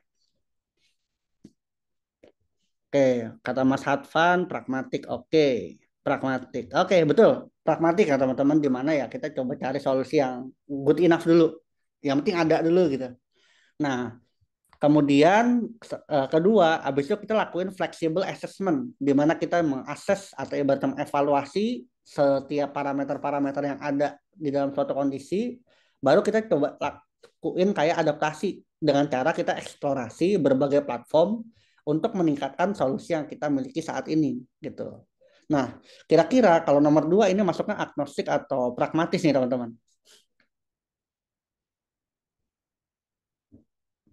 Ya, agnostik apa? Oke, Bang Agno ya. Oke.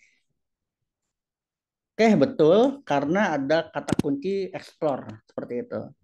Nah, kemudian setelah ibaratnya kita lakuin eksplorasi tadi, baru masuk ke step ketiga yaitu melakukan optimalisasi teknologi berdasarkan decision yang telah kita pilih. Nah, contohnya kayak misalnya ketika kita lakuin misalnya saat ini kita menggunakan back end service-nya pakai Node.js misalnya. Node.js itu kalau misalnya cuman misalnya gitu ya, cuman sampai 10.000 user, konkuren, satu server, mungkin masih ke handle, misalnya kayak gitu.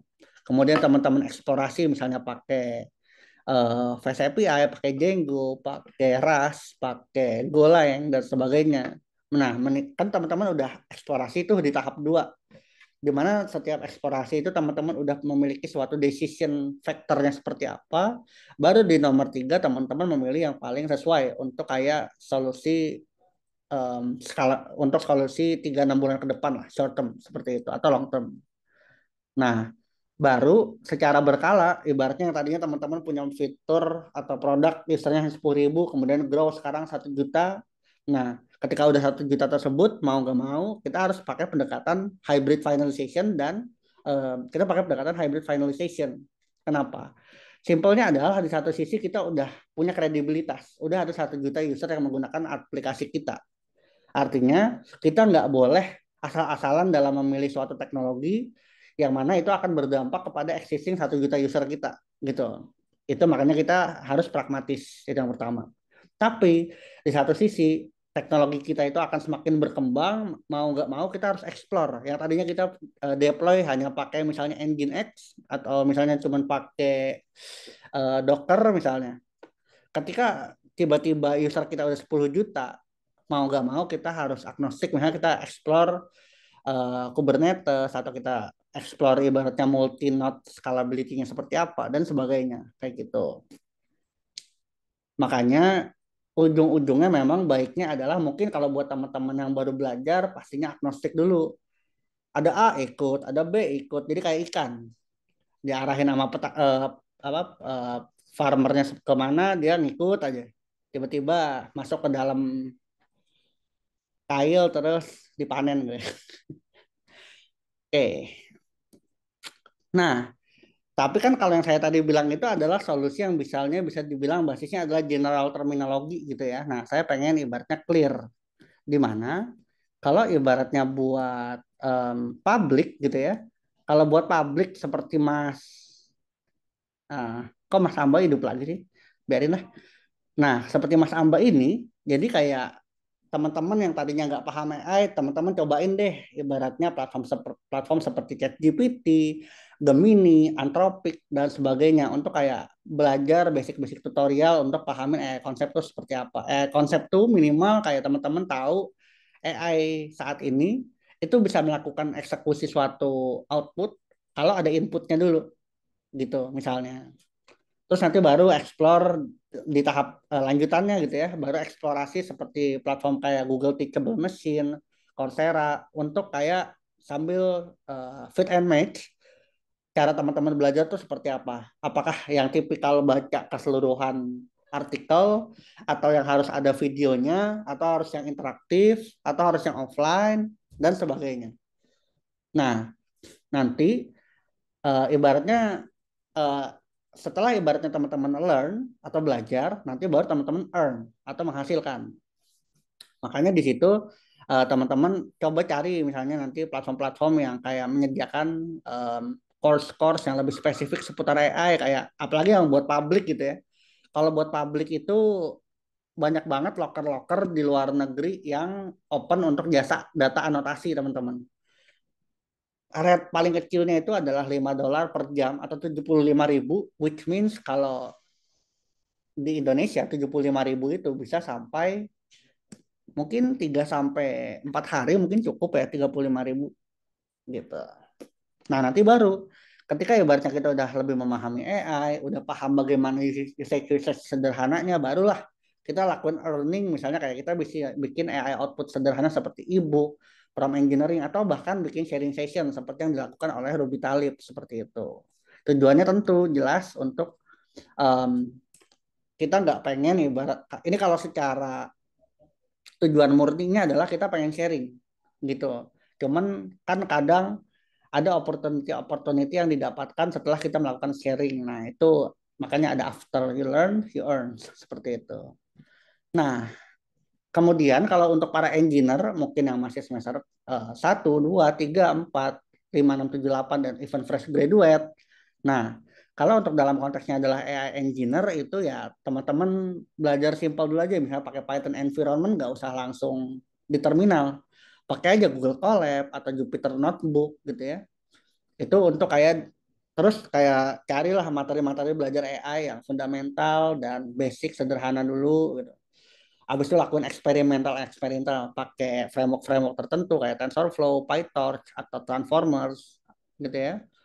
Untuk ngelakuin evaluasi kayak akurasinya itu sebagus apa sih gitu. Minimal akurasi lah, akurasi atau presisi itu udah cukup. Nanti baru ibaratnya teman-teman udah explore berbagai tools, teman-teman nanti bikin use case. Misalnya teman-teman use case-nya adalah mendeteksi em, kulit, mendeteksi ras orang dari wajahnya misalnya gitu. Teman-teman kan udah explore tuh berbagai tools, berbagai AI model di dalam sana. Teman-teman tinggal fit and match aja. Oh, ya udah deh, aku mau coba pakai CNN misalnya. Atau misalnya mau yang lebih simpel, aku mau coba ekstraksi fiturnya pakai Hop, terus klasifikasi pakai KNN, misalnya gitu. Sehingga menjadi suatu specific solution AI prototype gitu. Dan tentu saja jangan lupa setelah ibaratnya modelnya dibuat, jangan lupa di deploy. Nah, nanti nah ini adalah adding value yang teman-teman butuhkan kalau mau jadi AI engineer di tahun 2025 dan 2026 adalah teman-teman jangan hanya sampai notebook, jangan sampai hanya sampai dashboard, tapi coba lakuin data feeding yang secara real time. Misalnya gini, teman-teman explore Kaggle. Kaggle tuh berapa sih paling data kolomnya? 100, 50, 20 gitu ya. Kalau di real world data, itu bisa jadi data yang dilakukan di feeding teman-teman yang tadinya cuma 5 atau 10 kolom gitu ya. Tapi teman-teman bisa lakukan ekstraksi fitur bisa sampai 1000, bisa sampai 2000 dan 5000. Terus kayak datanya banyak yang gimana cara handle-nya. Nah, itu adalah pengalaman yang baik buat teman-teman kalau teman-teman bisa explore sampai sana, dan kalau teman-teman bisa mendokumentasikannya dengan baik di LinkedIn, di apa namanya portofolio, di CV dan sebagainya. Saya yakin cepat atau lambat tanpa dihubungin atau dengan effort yang lebih minim, teman-teman harusnya udah dapat job opportunity sebagai AI engineer seperti itu. Karena itu salah satu pendekatan yang saya lakukan di salah satu tim saya juga gitu. Dia ada bikin kayak data engineering pipeline MLOps secara end to end.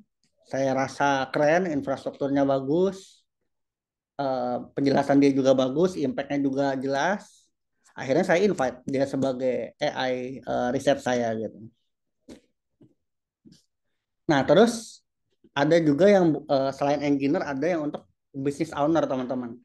Kalau business owner, nah ini di mana ibaratnya topik generatif AI-nya udah cukup luas gitu ya.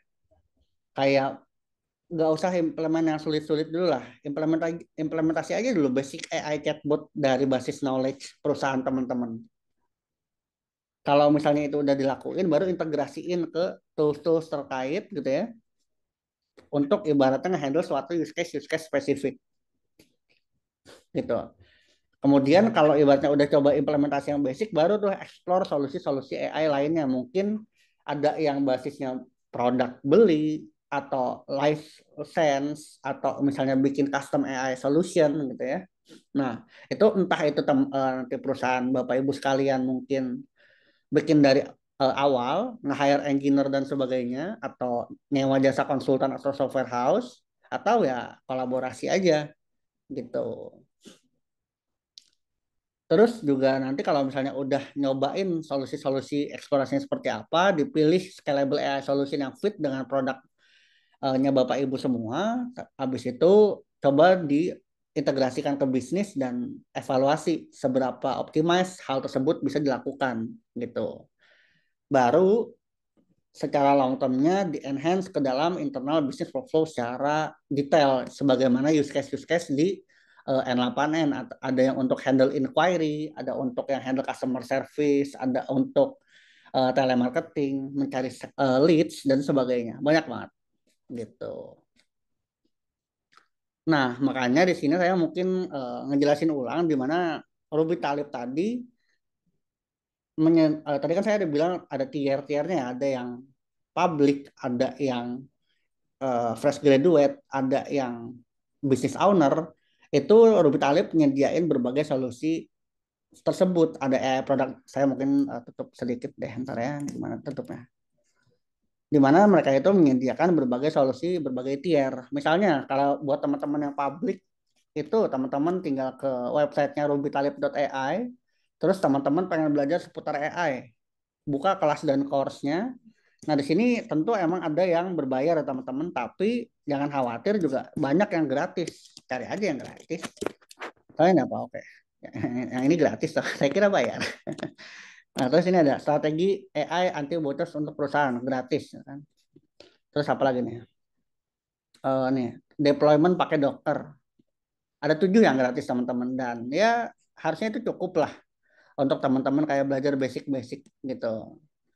Nanti baru kalau misalnya kayak teman-teman punya kalau dalam mahasiswa kan biasanya ini ya apa namanya skripsian misalnya gitu kan. Nah, kadang kan skripsian tuh bingung tuh gimana cara bikin dan sebagainya. Nah, di sini Mas Ruby juga ternyata nyediain jasa ibaratnya private consultation teman-teman.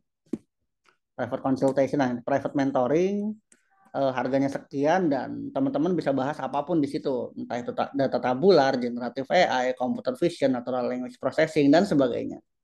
Nah, terus kalau untuk yang business owner itu ada contohnya kayak Ruby Talib AI ini bikin Claridata teman-teman.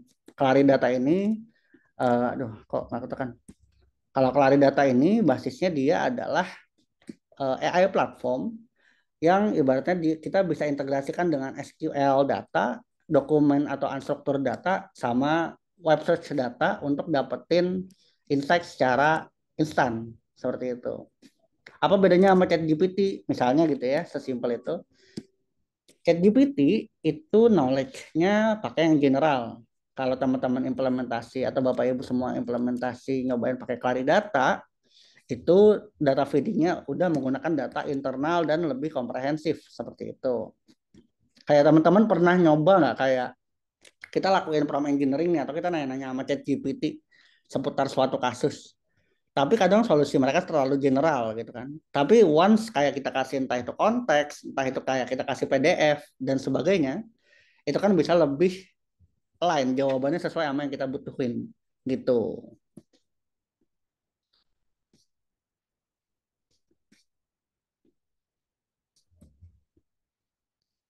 Oke. Kemudian nah, apa namanya? Ini ada saya izin promosi dikit juga. Nah, saya juga mungkin di usia 21 tahun ini alhamdulillah diberikan kesempatan oleh partner, oleh business owner, ya, oleh partner, oleh tim saya, oleh para klien untuk menjalankan produk namanya Perfect Ten, teman-teman. Perfect Ten ini basicnya sama aja sih kayak Claridata yang tadi, cuman memang secara ibaratnya solusi bisnis saya bisa bilang kita lebih siap karena memang kita dedicated ya. Kita hanya fokus di produk. Kalau Mas Ruby kan ada multifokus ya, ada AI talent management, ada AI consultant, ada AI course dan sebagainya gitu. Nah, di mana Perfect Ten ini kalau misalnya kita itu adalah kita define-nya AI business partner. AI business partner ini lebih ke misalnya gini teman-teman.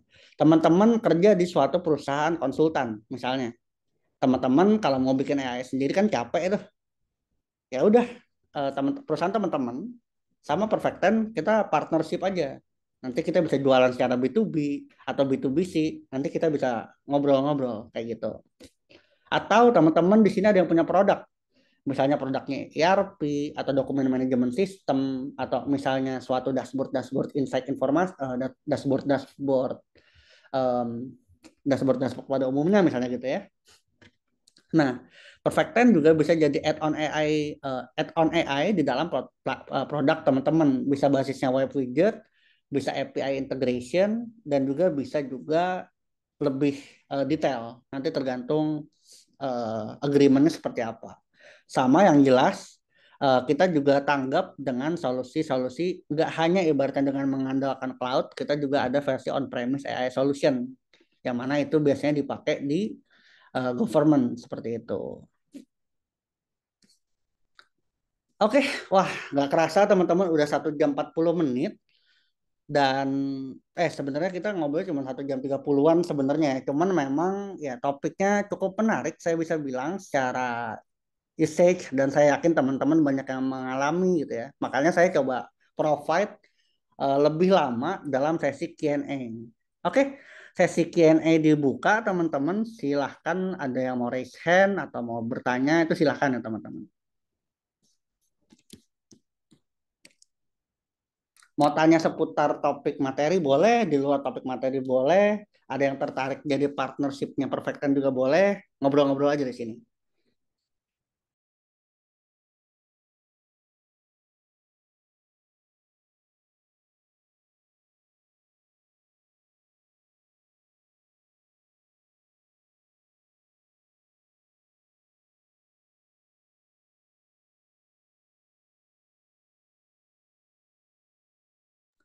Oke, thank you Bang Hafid. Ya tuh bahasa udah pakai RAG ya Bang Hafid. Nggak bisa pakai sistem prompting doang. Nah, kalau sistem prompting itu biasanya cuma dijual sama yang non teknikal gitu. Oke, terus apa lagi nih? Oke. Saya mungkin izin stop share screen dulu ya teman-teman. Oke, terus ada yang nanya lagi nih apa nih? Aduh.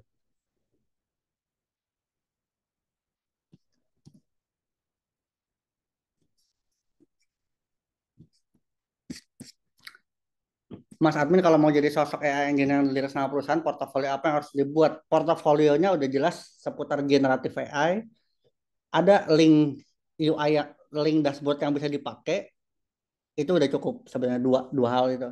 Dan nice to have kalau teman-teman bisa menjelaskan use case-nya seperti apa dan impact-nya seperti apa kalau diimplementasikan solusi AI tersebut gitu.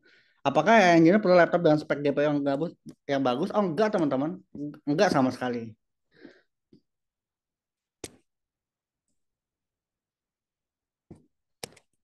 Teman-teman mungkin saya coba sharing-sharing dikit ya. Ada misalnya kalau mau yang low effort gitu ya. Nih, pakai salad teman-teman. Ini murah. Kayak kalau kayak cuma kita butuhnya cuman kayak atau kita bisa pakai collab juga bisa gitu ya. Atau misalnya nih kayak kita pengen butuh GPU yang 12 GB buat training misalnya. Berapa tuh? Kita ngeluarin cuma 800.000 per bulan. Murah sih kan menurut saya itu. Dibandingkan kalau pada umumnya GPU tuh bisa 5 juta ke atas biasanya. Itu ya ada nih yang 5 juta ke atas ada. Cuman ya nggak sebutuh teman-teman lah gitu. Itu dari sisi komputasi GPU atau cloud. Kemudian dari sisi ibaratnya ngejalanin teman-teman ada yang tahu Olama. Nah, ini ada salah satu produk dari saya bisa bilang teman baik saya lah bisa dibilang ya. Ini ya dia ngebikin gimana caranya agar LLM bisa dijalanin di lokal dan basisnya bisa pakai CPU dan lebih ringan daripada Olama, nah, teman-teman. Olama itu diinstal tuh butuh 3 GB. Kolosal, cuman 10 MB.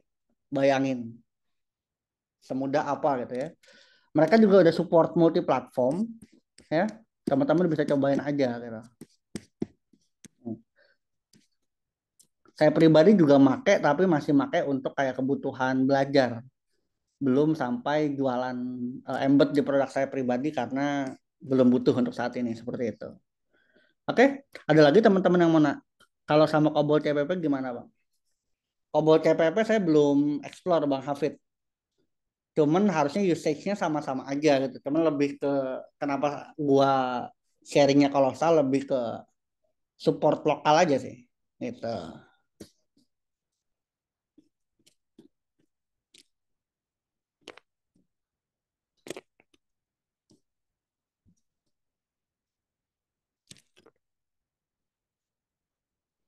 Wah, oh ada banyak yang add saya. Bentar ya. Ntar saya tambah teman-teman. Cocok di lingkungan produksi gak, Mas? Hugging Face Pipeline secara codingan atau gimana, Mas? Kan sebenarnya yang saya maksud, oh sorry. Kalau Hugging Face Pipeline yang kalau menurut saya pribadi Hugging Face kurang ya sebenarnya. Kalau nggak GPU, saya dalam konteksnya gitu. Jadi kayak ada beberapa AI model yang basisnya dari Transformers, itu kita bisa lakuin ibaratnya optimalisasi mungkin ke format ONNX atau ke format misalnya TF dan sebagainya itu lebih support untuk environment production yang non GPU. Kalau teman-teman punya GPU ya silahkan aja di run di inference pakai pipeline. Masalahnya waktu saya pernah bikin emang kayak Echo cuman kok berat yang habis apa emang gitu ya, atau ada opsi lebih terus soal deploy-nya itu maksud gimana ya? Maksudnya maaf saya masih pemula oke. Iya, memang cukup berat ya. Jadi kayak tergantung transformer model apa yang teman-teman gunakan. Sebenarnya kayak gitu. Misalnya kayak ini, kita coba cari, let's say, nah ini, apa ya? Misalnya nih, Quen. Quen next XGB A3B instruct. Oke, kita cek. size oke, dia banyak banget teman-teman. Storage-nya ini udah makan 163 GB, makanya memang cukup berat gitu. Opsi lainnya lebih ke teman-teman harus pahami dulu modelnya seperti apa, kualitasnya seperti apa, ukuran size-nya seperti apa, baru digunakan gitu. Sama soal deploy itu maksudnya gimana Kak? Oke, Mas B bisa on mic gak Mas B? Bisa, Mas. Oh, oke, sorry sorry. Deploy maksudnya gimana Kak B? Bingung deploy gimana nya? Kan setelah kita training modelnya itu kan di deploy tadi ya, kata yang Mas bilang itu maksudnya seperti apa ya, Mas?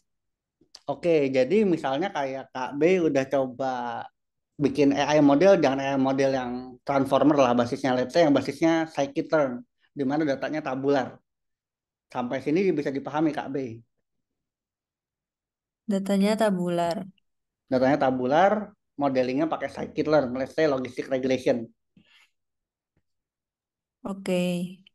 Nah, itu kan data yang di apa namanya model tersebut kan baru Kak B training dengan ibaratkan data yang kita punya, tapi manfaatnya tidak bisa di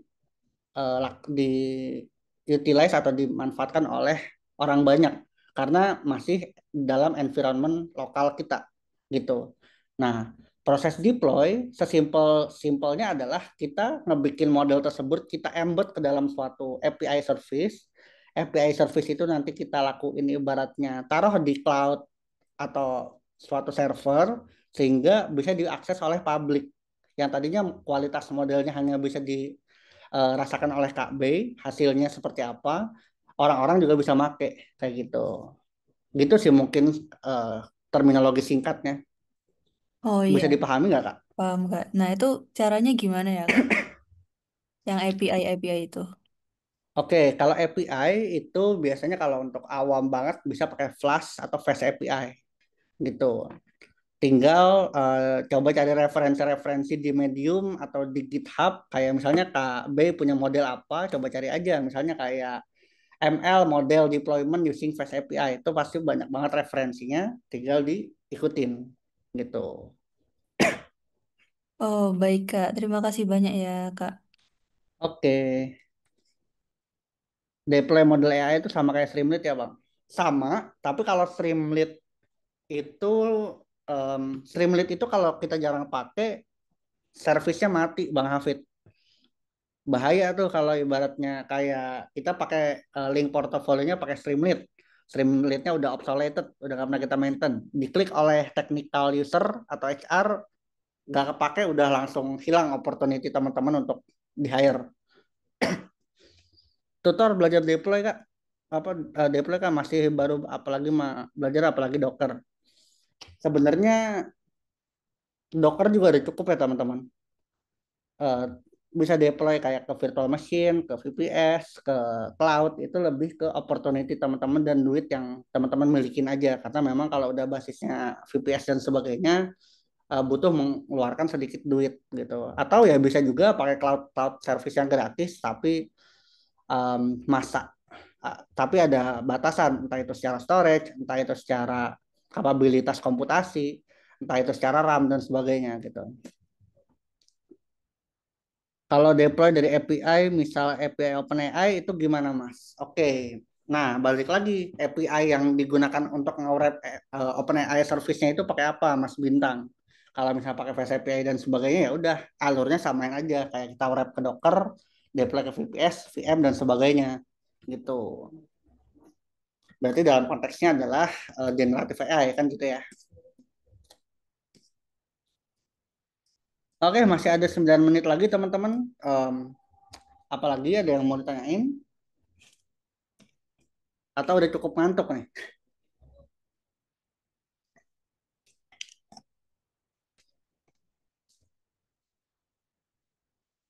Rekomendasi deploy free buat kebutuhan pemula, Mas. Oke, bentar ya.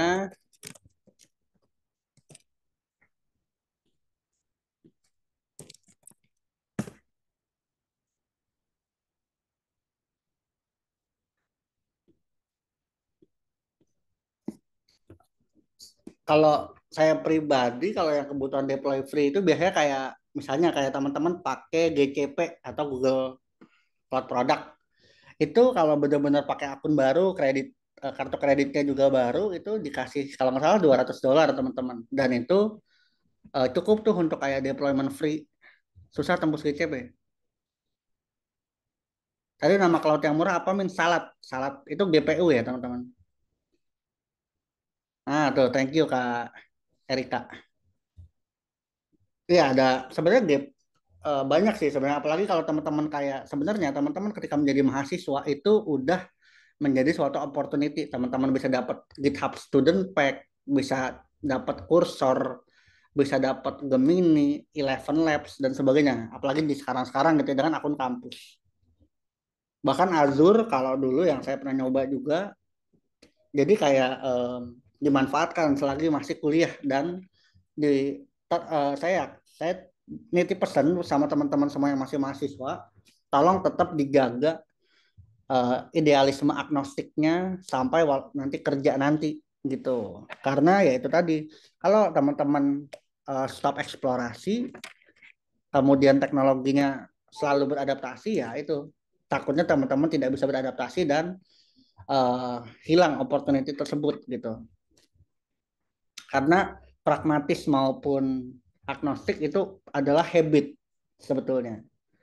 Ya, idealisme ngaruh ke habit, habit ngaruh ke impact dari kualitas kerjaan teman-teman, impactnya lagi ke karir. Kayak gitu biasanya. Oke, ada lagi yang mau bertanya? Atau cukup nih?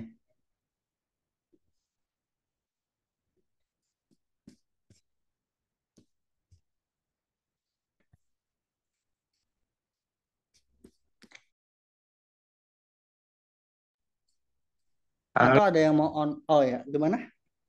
halo Bang Alip. Oh Ya, ya, Bang Fik. pengen nanya sih hal simpel nih. Nah, sebenarnya kan kita tadi ngomongin tentang lokal LLM ya. Lokal LLM juga. Pengen nanya nih ketika kita punya sebuah lokal LLM dan lokal LLM itu harus nge-serve sampai 1.000 request. Itu kira-kira dalam dalam deployment-nya itu bagaimana ya? Ketika kita kan lokal LLM ini dikenal karena dia itu sangat berat itu loh. Sangat berat dalam hal VRAM-nya berat, komputer berat. Nah, itu gimana caranya supaya 1.000 user ini bisa dapat apa namanya, bisa dapat respon yang baik lah gitu. Maksudnya Oke. kita kan kalau kita ngomongin tentang user kan pengennya bagus kan hasilnya. Jadi nggak mungkin juga kita kalau kita kasih model-model yang istilahnya di bawah 10 billion parameter gitu-gitu. Nah, kira-kira Oke. solusinya gimana Mas kalau gitu Mas? Itu nggak basic ya, betul pertanyaan teman-teman. Itu advance. Ya, makanya gue tuh selalu sas gitu ya. Oke, jadi basisnya gini teman-teman. Kalau teman-teman explore kayak dengan pendekatan agnostik, itu basisnya adalah ada input, kemudian nanti teman-teman akan request kayak API call ke dalam service-nya OpenAI misalnya gitu ya. Terus baru ada output ditampilkan gitu. Nah, dengan mekanisme seperti ini, dengan catatan API-nya sudah asinkronos, bisa share sudah asinkronos, ini satu-satunya limitasi hanyalah rate limit. Ya, selain yang lain ya, cuman kita sederhanakan rate limit lah dari masing-masing API model provider. Ada yang 60, ada yang 100, 120, 200 dan sebagainya. Nah, kalau lokal LLM ini udah game yang beda level. Seperti yang tadi kayak kata Mas Vicky lagi tadi bilang, sebenarnya ada trade off di mana kalau pakai lokal LLM, let's say kita pakai yang 7 billion dulu. 7 billion parameter itu spend sekitar 5,3 GB lah, misalnya secara virtual RAM atau GPU gitu ya. Nah, basisnya adalah ketika ada input, ini kalau untuk satu user ya basisnya, LLM, tadi misalnya, LLM, kemudian yang tadinya basisnya adalah RAM-nya 5,3 GB, nanti akan gradually improve, naik jadi let's say 5,2. 0, jadi akan jadi totalnya 5,5 gigabyte secara storage. Secara VRAM. Nah, nanti baru secara berkala cukup lama gitu ya, baru dapetin output. Nah, terus tadi pertanyaan Bang Vicky, gimana kalau kita nge-handle 1.000, Mas Alif? Nah, Balik lagi ini ke bagian arsitektur engineeringnya teman-teman. Pertama, GPU apa yang kita gunakan. Kemudian bagaimana ketika cara kita menghandle request. Kalau misalnya teman-teman lihat kayak OpenAI itu kan bisa nge-serve sampai puluhan sampai ratusan juta user itu kan karena mereka punya multi GPU infrastruktur seperti itu. Jadi kalau teman-teman jalaninnya cuma di CPU, ya jangan harap bisa optimize gitu. Nah, kalau konteksnya 1000 itu tadi yang pertama, GPU-nya kita sedia berapa? Let's say kita sediain 80 GB GPU VRAM misalnya gitu. Nah, sekarang infrastrukturnya udah jadi, baru balik ke model yang kita pilih yang seperti apa. Let's say hanya pakai AI model yang sederhana, yang 7 billion parameter tadi. Oke. Nah, kemudian karena basis dari LLM ini adalah jalannya pasti sinkronos, karena dia akan makan CPU, dia akan makan memori RAM, dia akan makan storage, otomatis cara pendekatan dalam API calls-nya kita ada sedikit perbedaan di mana ketika ada suatu input di sini akan kita pisah dulu. Kalau misalnya simple question langsung kita lempar ke LLM. Kalau ribet kita implementasi mekanismenya queue. Bukan queue yang lain, tapi misalnya bisa pakai Celery, bisa pakai Redis, bisa pakai RabbitMQ untuk ngeproses. Jadi setidaknya minimal banget prosesnya dari user ini tidak hilang, tapi kesimpan dalam queue. Ya terlepas dari mekanismenya FIFO, LIFO dan sebagainya gitu. Nanti baru secara berkala dilempar ke dalam LLM. Gitu.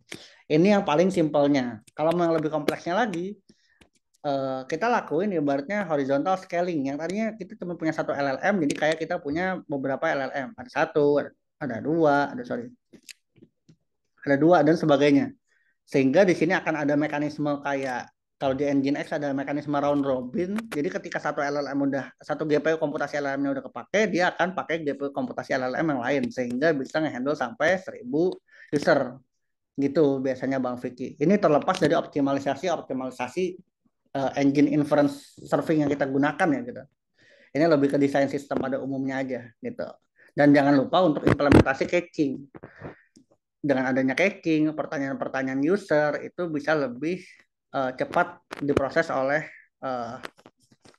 LLM itu sendiri gitu. Oke, nice question Bang Vicky. Cukup kompleks juga ya. Oh ya, oke. Ada yang nanya nih, apa nih?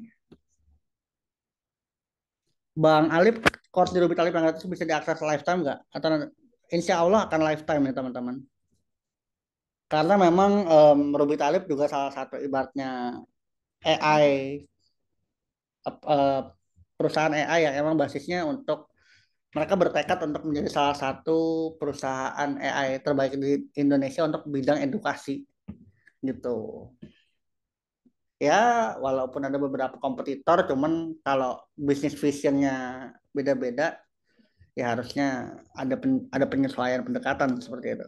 Makanya di era AI saat ini para pengembang atau produk owner dari suatu produk AI itu biasanya bukan saling sikut-sikut, tapi saling support gitu.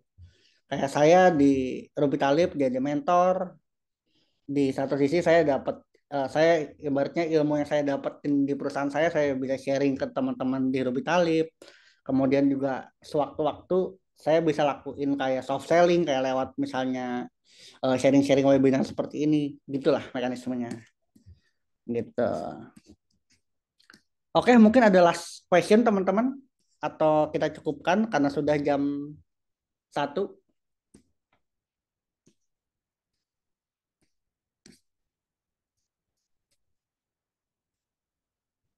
Kalau nggak ada, boleh minta jempolnya dulu teman-teman untuk nandain kalau teman-teman udah clear, nggak ada pertanyaan dan cukup. Oke, thank you Mas Bintang, thank you Mas Rijal, thank you. Oke.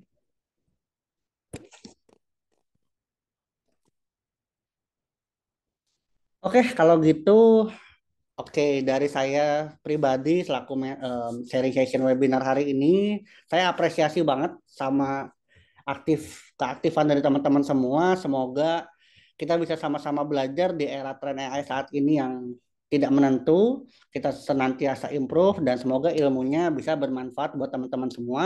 Saya Muhammad Alif Ramadan mengucapkan selamat malam, terima kasih dan sekian. Saya kasih kembali kepada moderator. Oke, terima kasih Mas Alif Ramadan atas penyampaian materinya untuk webinar pada malam hari ini. Dan saya ucapkan terima kasih juga ya buat teman-teman semuanya atas kehadirannya, keaktifannya di webinar pada malam hari ini. Dan sebagai informasi buat teman-teman, kalau grup WhatsApp yang teman-teman join itu nanti ke depan akan kita gunakan sebagai webinar-webinar yang lain. So, teman-teman stay di situ aja karena akan ada webinar-webinar dari Ruby Develop AI ke depannya untuk teman-teman semua terutama. Ya, saya ucapkan terima kasih sekali lagi teman-teman untuk rekamannya nanti akan kita share besok. Jadi teman-teman bisa untuk mengulang lagi dari materi apa yang disampaikan oleh Mas Alif. Ya, sekali lagi kami ucapkan terima kasih dan mohon maaf teman-teman apabila dalam penyelenggaraan ini kami ada kekurangan. Kami tutup. Sekian. Wassalamualaikum warahmatullahi wabarakatuh. Terima kasih teman-teman semuanya.